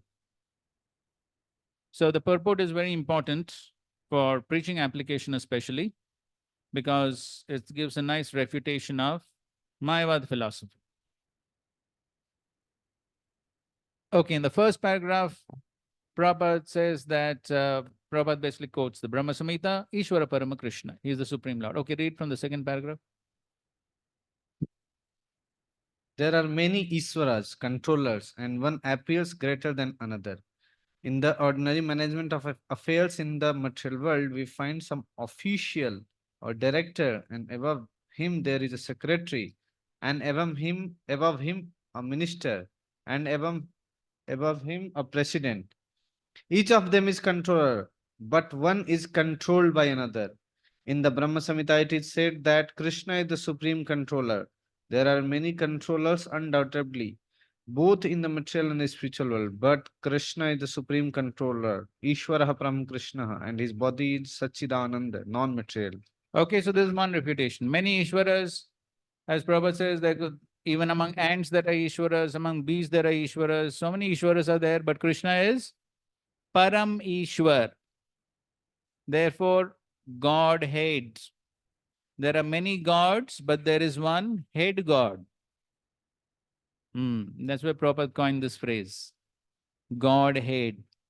Just like there are many clerks, but there is one head clerk. So similarly, there could be many gods, but there is one Godhead, head God. Okay, that is one point. Okay, next. In the next paragraph, he explains that material bodies cannot perform the wonderful acts described in the previous verses. Previous verses means the previous section. The previous section, how the Lord has all this yogam aishwaram. So all that an ordinary person cannot do. So his body is eternal, blissful, full of knowledge. Although he's not a common man, the foolish deride him and consider him to be a man. His body is called here Manusham because they're acting just like a man, a friend of Arjuna's. And then he's quoting different shastras here. Gopal Tapani Upanishad, Sachidanand Rupaya Krishnaya Tameva Govindam. Okay, so Krishna's body is not ordinary, not material. And despite the transcendental qualities of Lord Krishna's body, its full bliss and knowledge, there are many so-called scholars and commentators of Bhagavad Gita who deride Krishna as an ordinary man. The scholar may be born an ordinary man due to his previous good work, but this conception of Sri Krishna is due to poor fund of knowledge. Therefore, it's called Mudha. For only foolish persons consider Krishna to be an ordinary human being. Okay, so now in the next paragraph, Prabhupada gives another point of refutation. Okay, read the next paragraph. Now do they know? Nor do they know that the appearance of the Supreme Personality of Godhead in this material world is a manifestation of his internal energy. He is the master of the material energy, as has been explained in several places. Mammaya Durataya. He claims that the material energy, although very powerful, is under his control, and whoever surrenders unto him can get out of the control of this material energy.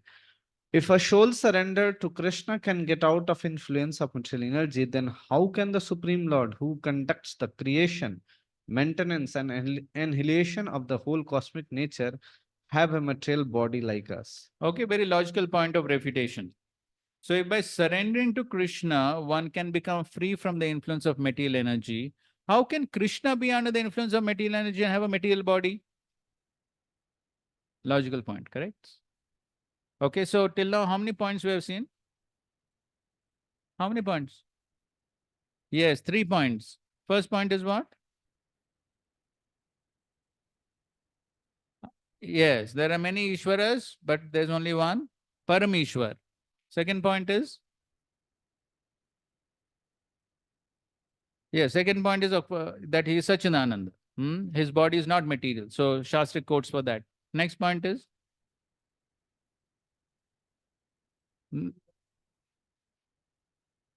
No, that is a later on, but before that. No, before that. In the second paragraph. Yes. If Krishna's body is material, then how can he perform all those wonderful activities described in the previous section? All those opulences, his yogam aishwaram. If he has material body, how can he have all those opulences? That is the third point. And this is the fourth point.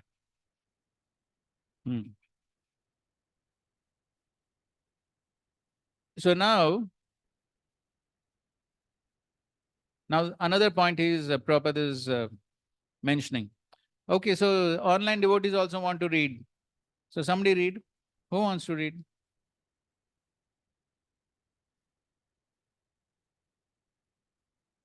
Who's there?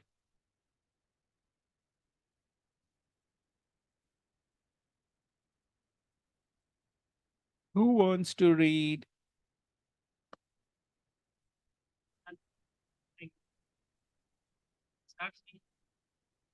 Start, Prabhu.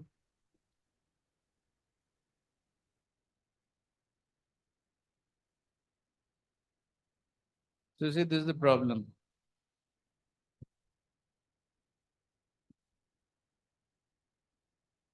So much time goes. Yes, to continue now, Prabhuji. So this conception. Somebody read?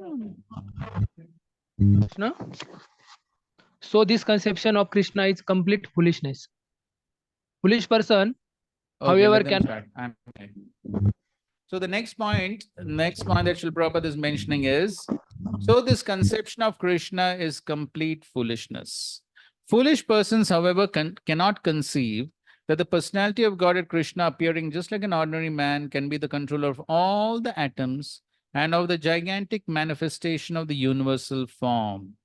The biggest and the minutest are beyond their conception, so they cannot imagine that a form like that of a human being can simultaneously control the infinite and the minute.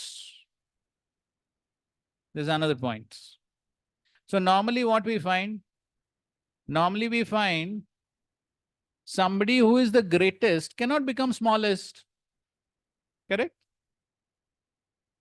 So normally we don't expect that the Prime Minister also becomes a menial servant. Of course, if he wants, he can, but normally we don't find that, correct? So usually the greatest cannot become the smallest. But in the case of Krishna, what we find? He is the greatest and he can also become the smallest.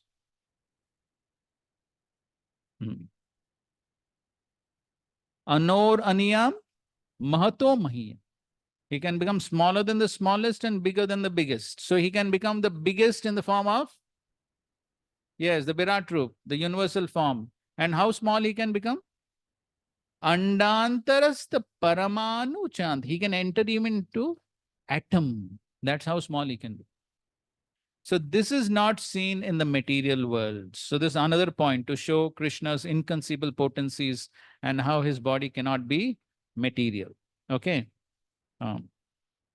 He's controlling both the infinite and the finite. He's apart from all this manifestation. It's clearly stated concerning his yoga Maishwaryam, his inconceivable transcendental energy, that he can control the infinite and the finite simultaneously and that he can remain aloof from them. Although the foolish cannot imagine how Krishna, who appears just like human being, can control the infinite and the finite, those are pure devotees accept this, for they know that Krishna is Supreme Personality of Godhead. Okay. So, and then in the next paragraph, basically is quoting from the first canto of the Bhagavatam. कृतवान् किल कर्माणि सह रामेण केशव अतिमर्त्यानि भगवान् गूढ़ कपटमानुष. So he is, so both Krishna and Balaram, Saha Ramena Keshava, Atimartyani Bhagavan. So he is performing Atimartyani, superhuman activities. But at the same time, Kapatamanusha, he is masked, he is put on mask like an ordinary human being, but actually Atimartyani, he performs superhuman activities. So this is another point. After the verse, Prabhupada says, the Lord's appearance as a man bewilders the foolish. No human being could perform the wonderful acts that Krishna performed while he was present on this earth. When Krishna appeared before his father and mother, Vasudeva and Devaki appeared with 4 hands. So which child appears with 4 hands? Any one of you was born with 4 hands?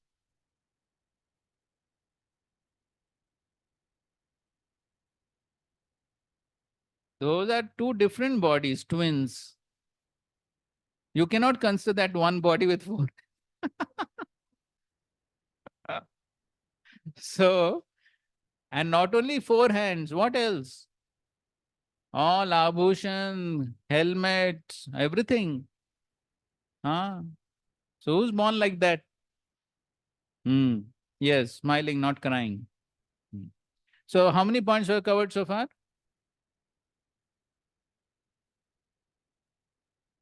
So anyway, afterwards we'll revise all of them. So this is the next point, that he performs all the superhuman activities, he's born with 4 hands, and then of course again he transformed into an ordinary child. And in the 11th chapter also, we'll see Prabhupada says that he showed his Virat Roop, then again transformed himself into 2-armed form. Okay, so these are basically the various refutations of the Mayavad philosophy that Krishna's form is material. And then he's pointing out another important point. Okay, read the next paragraph. Some of those, ये पीछे नहीं गया ना?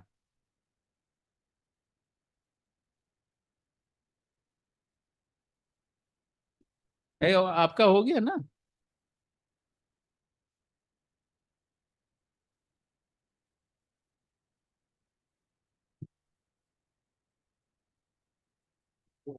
Last paragraph. Right? Some of those. Some of those who deride Krishna and who are infected with the Mayavadi philosophy quote the following verse from the Srimad Bhagavatam 3.29.21 to prove that Krishna is just an ordinary man. Aham sarveshu bhuteshu bhutatma vastita sada. The Supreme is present in every living entity. We should better take note of this particular verse from the Vaishnava Acharyas like Jiva Goswami and Vishnu Chakravarti Thakur.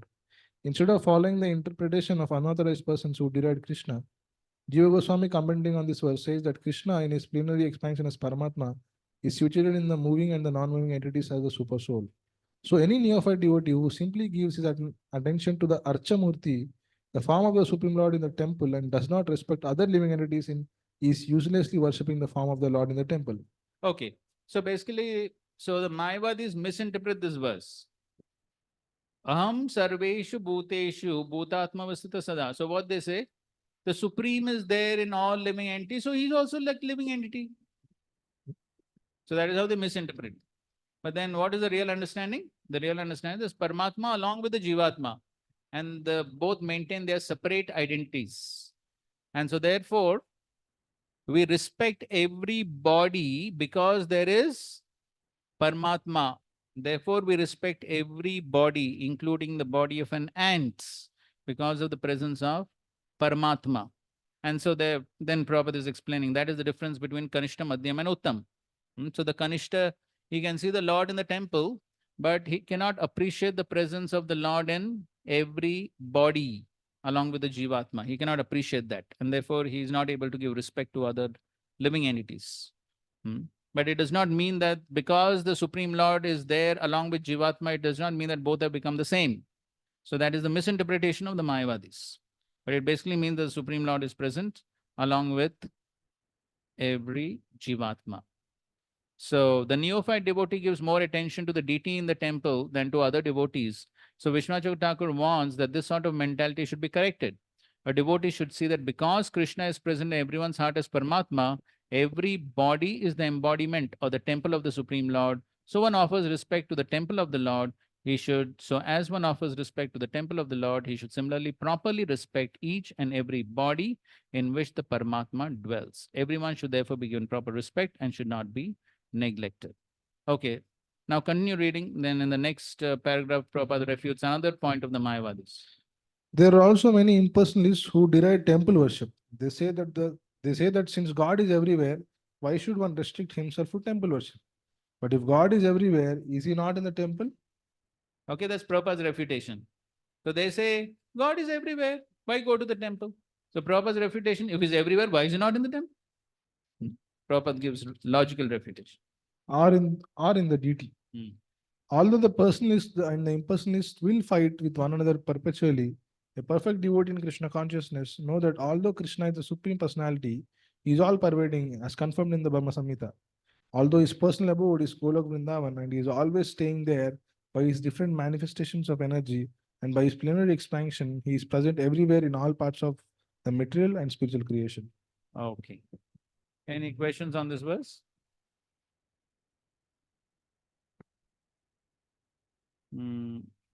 Okay. Okay, so now the next verse, he's talking about what will be the result if one has this Mayavad misconception. What will be the result? Moga sha moga karmano moga jnana vichetasaha rakshasim asurim chaiva prakritim mohinim shritaha. Those who are thus bewildered are attracted by demoniac and atheistic views. In that deluded condition, their hopes for liberation, their fruitive activities, and their culture of knowledge are all defeated. Please read the purport. No, you read? Oh. There are many devotees who assume themselves to be in Krishna conscious and devotional service, but at heart do not accept the Supreme Personality of Godhead, Krishna, as the absolute truth. For them, the fruit of devotional service going back to Godhead will never be tasted. Similarly, those who are engaged in fruitive pious activities and who are ultimately hoping to be liberated from this material entanglement will never be successful either, because they deride the Supreme Personality of Godhead Krishna. In other words, Krishna who mock, in other words, persons who mock Krishna are to be understood to be demoniac or atheistic. As described in the 7th chapter of Bhagavad Gita, such demoniac miscreants never surrender to Krishna. Therefore, their mental speculations to arrive at the absolute truth bring them to the false conclusion that the ordinary living entity and Krishna are one and the same. With such a false conviction, they think that the body of any human being is now simply covered by material nature, and that as soon as one is liberated from this material body, there is no difference between God and himself. This attempt to become one with Krishna will be baffled because of delusion.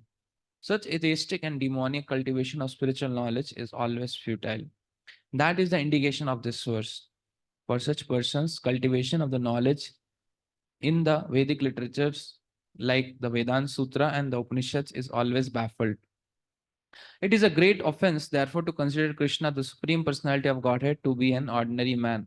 Those who do so are certainly deluded because they cannot understand the eternal form of Krishna.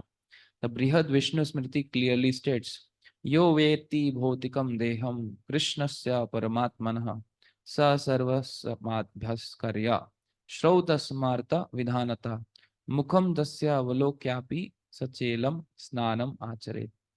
One who considers the body of Krishna to be material should be driven out from all rituals and activities of the Shruti and Smriti.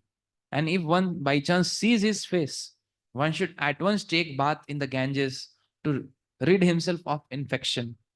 People jeer at Krishna because they are envious of the Supreme Personality of Godhead. Their destiny is certainly to take birth afterward in the species of atheistic and demoniac life. Perpetually, their real knowledge will remain under delusion and gradually they will regress to the darkest region of creation. So here, Mogasha, Mog Karmano, Mog Jnana. Moga means baffled. Baffled means they will not achieve their results. Whatever results they're aspiring for, they will not achieve. So here, Mogasha refers to devotees. As Prabhupada writes the first sentence, there are many devotees who assume themselves to be in Krishna conscious and devotional service, but at heart do not accept the Supreme Personality of Godhead Krishna as absolute truth. For them, the fruit of devotional service going back to Godhead will never be tasted.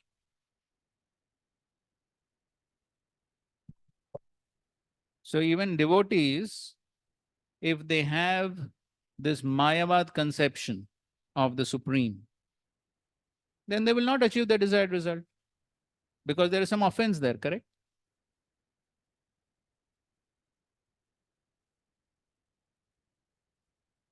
So therefore, some devotees may say, no, we do understand. We are not Mayavadis. We understand Krishna as a person.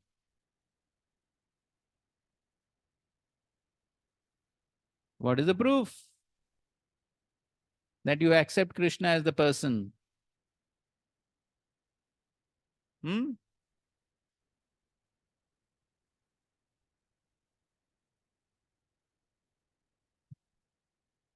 So just yesterday we were giving some examples, no?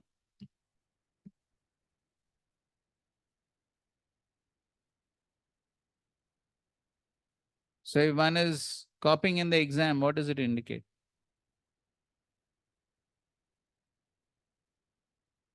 That means he's not accepting that Krishna is a person, he's present everywhere, and he is watching me. So he's there.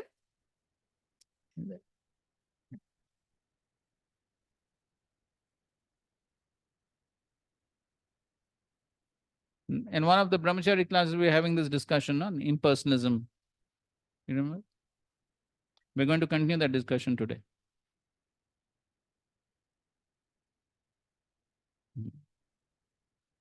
So the point is that the various seva aparadhs that are described in the Nectar of Devotion. So if one carelessly just commits those offenses, then it indicates that one is not conscious that the Lord is a person.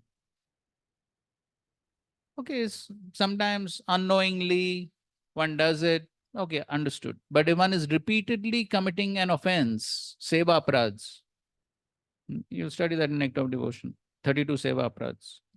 So if one continuously commits them and does not repent for it and just careless about it, then it indicates that one does not have that realization that here is Krishna. Krishna is a person.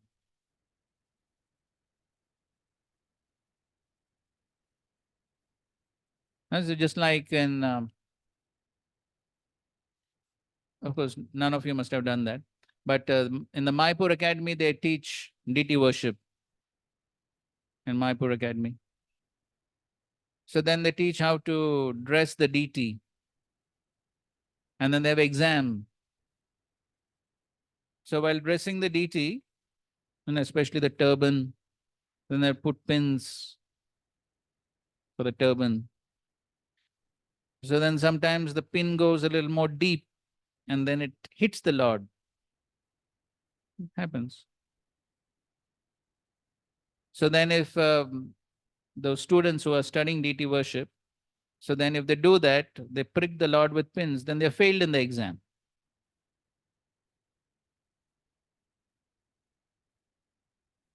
Because if one is pricking, what does it mean? One is not conscious that the Lord is a person. If I prick you with a pin, how you feel? There's pain. So similarly, the Lord also feels pain.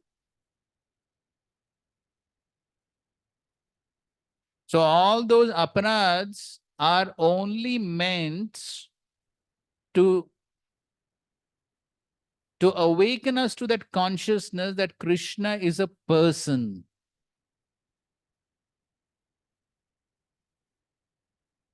So just like if you go to some big man's office, okay, big man's office, leave it. Suppose you go to your spiritual master. You go to the room of your spiritual master, your Diksha Guru. Will you sit over there and do prajalpa? Huh? Will you do?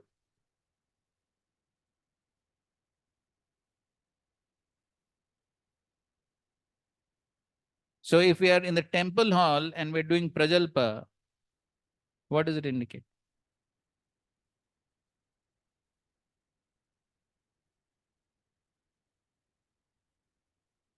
That means one is not conscious that Krishna is a person, he is watching me, he is hearing me. Now that is in the temple hall. But somebody who has a higher realization than that, then he understands that Krishna is not just in the temple hall. He's everywhere. That means I'm here in this room, right? This is far away from the temple hall. So somebody is sitting here, then somebody may think, okay, Lord is not here. Of course, there are photos.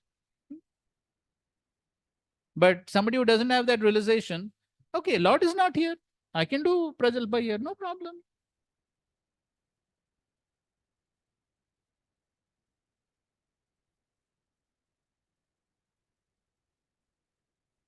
But then somebody who's conscious, who has that higher level of realization, he understands that Krishna is everywhere.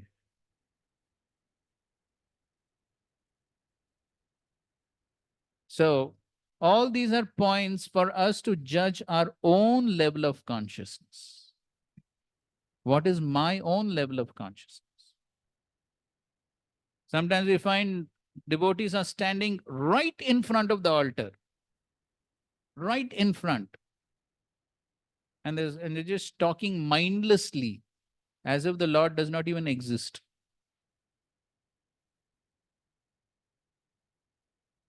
And therefore, actually it's a rule On the altar, one is not supposed to speak at all. That is the rule actually. On the altar, when one is right in front of the Lord, one is not supposed to speak at all. That is the standard. So I remember sometimes during blessing the deities, if Rupa Goswami Prabhu would see devotees talking, he would chastise. No, not supposed to talk. That's a rule. One is not supposed to talk.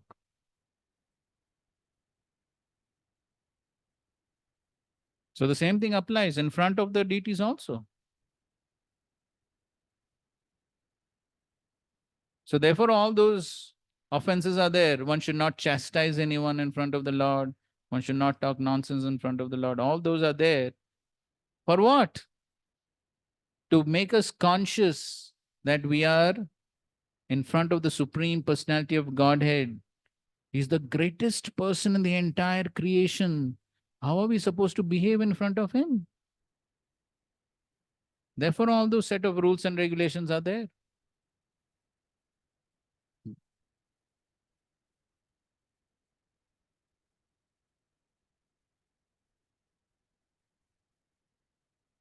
So one devotee was telling that how when he first went on the altar, so so there was one switch, which was at a low level. And so with his foot, he offed it or on it, something. And that time as long as Bhakti Rasamrit Maharaj was there.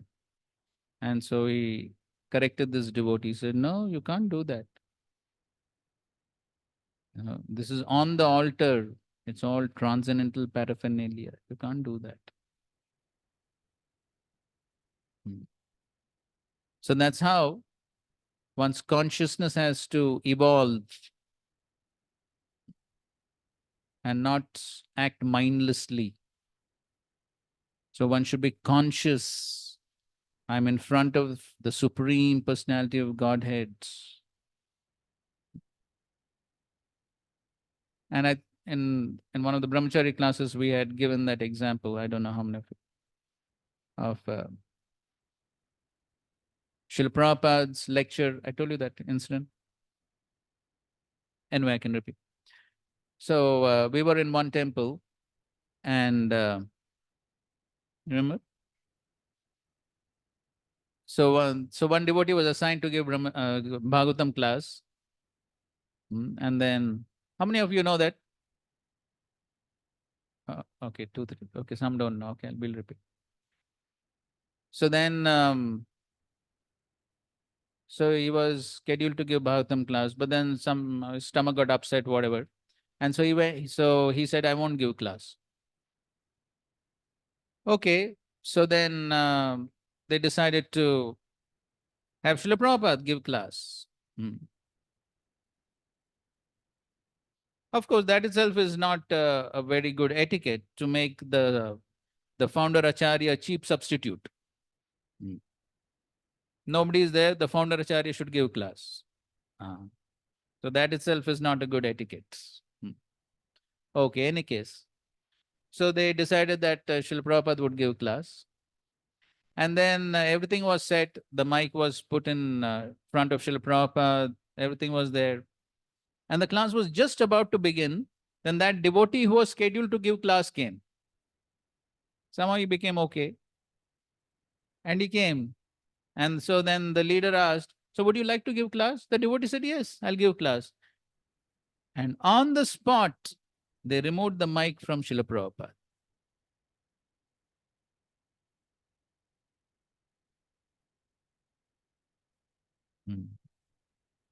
So then one senior devotee immediately commented, so what do you think? Srila Prabhupada is present or he is simply a wooden statue? Think about it. If Srila Prabhupada were actually present in person, would anyone dare to do that? But the fact is, he is present. He is present. It all depends on our perception.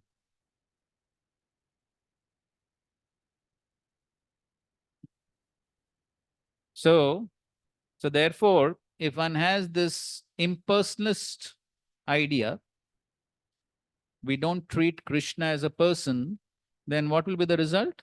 Moga Asha. One's Asha of going back to Godhead will be baffled. One will not achieve that. And similarly, the same thing applies to Moga Karmano, Moga Jnana. So it's same thing applies to the karmis or the karma kandis, the karma yogis, the jnana yogis. The same thing applies. If they offend the Supreme Lord, we had this discussion in one of the previous classes. So this is the bhakti that is required for them. So if they offend the Supreme Lord, that means there's no bhakti. Correct? Bhakti means there has to be love. Okay, we don't expect the karma yogis and jnana yogis to have love, but at least bare minimum, they must not offend the Supreme Lord saying that he is ordinary human being. So if they offend the Supreme Lord saying that is ordinary human being, they cannot achieve the desired result of their practices. They cannot even achieve liberation. So that is what is explained. Rather, the result will be Rakshasim Asurim Che. That will be the result. So therefore, such heavy verses are there about the Mayavadis. So therefore, here Srila Prabhupada is quoting from the Brihad Vishnu Smriti, saying that if even one sees the face of a Mayavadi, one must jump in the Ganges and take bath. That is how contaminating it is. And then what to speak of hearing from them and reading their literatures. So therefore, one must be extremely careful not to just pick up any book and read or hear any lecture. Sometimes ISKCON devotees are also not so careful. They think they can hear any sapta, katha going on here and there. We'll get some nectar. No, but many of them have Mayavad contamination. So one should be extremely careful.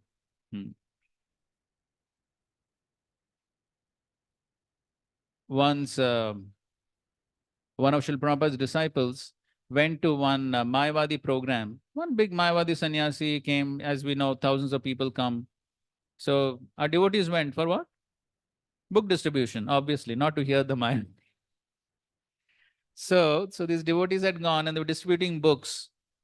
And at the end of that, so one of the disciples of that Mayavadi sannyasi came to our ISKCON devotees and said, and asked them, so would you like to ask some questions to our Swamiji?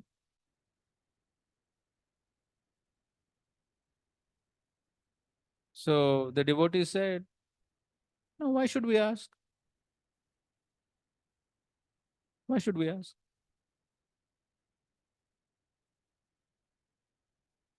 So what if he asks that, what does it mean? Huh? Say that?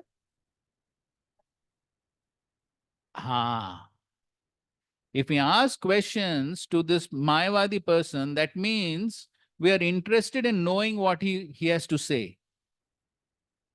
And Srila Prabhupada is not competent to answer our questions. That is what it shows. Therefore, we should not just go and ask questions anywhere and everywhere.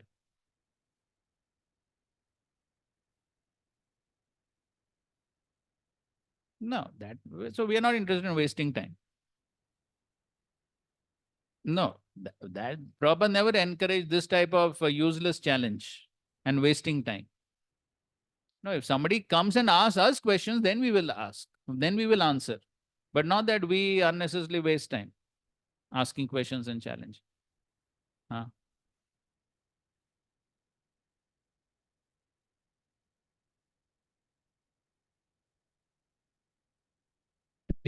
Waste of time. Waste of time. Mayavadis can never be, it's like a curved dog's tail. Can never make it straight. So useless to simply waste time in defeating and trying to defeat Mayavadis. Absolutely useless.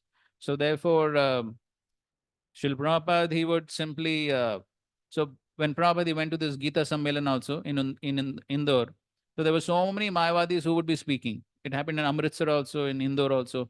In Amritsar, there would be so many Mayavadis speaking before Srila Prabhupada. Prabhupada would be just sitting, chanting the holy names. And then, of course, after some days, Prabhupada said, no, I cannot sit through all this. I'm not coming. So then after later Prabhupada stopped going only. So in any case, so the point is that if somebody is affected by Mayavad, then they cannot achieve the results of their own respective paths. Because it's a great offense, as Prabhupada is writing, to consider the Supreme Lord to be ordinary person. Okay, just let's read these two quotes and end for the day. What is the destination of those who do not accept you, Krishna, as the Lord and think that you have a human material body? Even if devotees are in this condition, their aspirations are in the vain, mogasha. They do not achieve salokya or whatever else they have desired.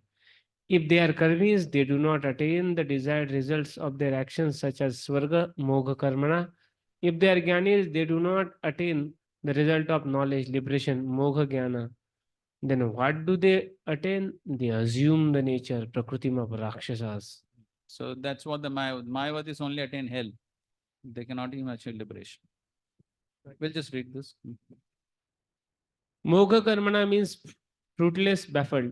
Whatever they are doing something, but at the end, they will find it is frustration. They are not happy. Take, for example, we have practical experience in India, Mahatma Gandhi. He is a great worker for national emancipation. But at the end, he was so much disgusted that I have seen personally whatever he used to go, wherever he used to go, he used to plug his ears like this. Why? Now, wherever he would go, thousands of people would gather and will cry, Mahatma Gandhi ki jai. So the poor fellow could not sleep even. The very morning when he was, I mean to say, assassinated, he said to his secretary, I am so disgusted, I wish to die. You see, this very word was published in the paper. Now see, such a big worker, such a simply a worker, but still he felt baffled. And what to speak of others? So, Moga Karmana, unless we become Krishna conscious, then all our activities will be baffled at the end.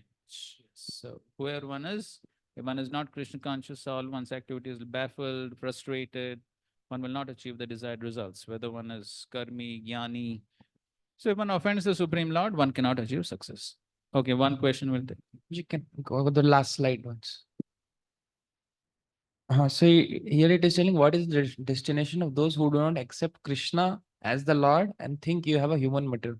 So if they accept Krishna as the Lord, then how can they be jnanis or karmis? What is the destination of those who do not accept you, Krishna, as the Lord and think that you have a human material body? Okay. So as far as the jnanis are concerned, we were discussing in one of our previous classes. See, basically the jnanis, they accept impersonal Brahman to be supreme, correct? So there are these two categories of jnanis. So one category of jnanis, so jnanis, both the categories essentially accept impersonal Brahman to be supreme. Their destination is to merge into the impersonal Brahman.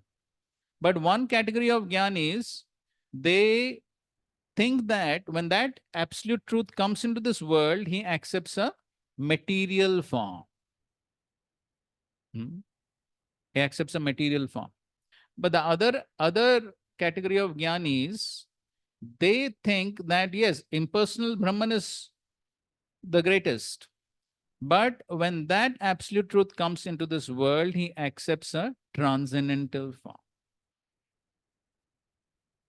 So then that understanding is correct. But when they consider that the absolute truth takes on a material form when he comes to this world, that is offense. All right? Fine. Srila Prabhupada ki jai, Srimad Bhagavad Gita ki jai, Samved Gaur Bhakta Vrinda ki jai. Thank you very much. Hare Krishna, Krishna Krishna, Hare Hare. Hare Rama, Rama Rama, Hare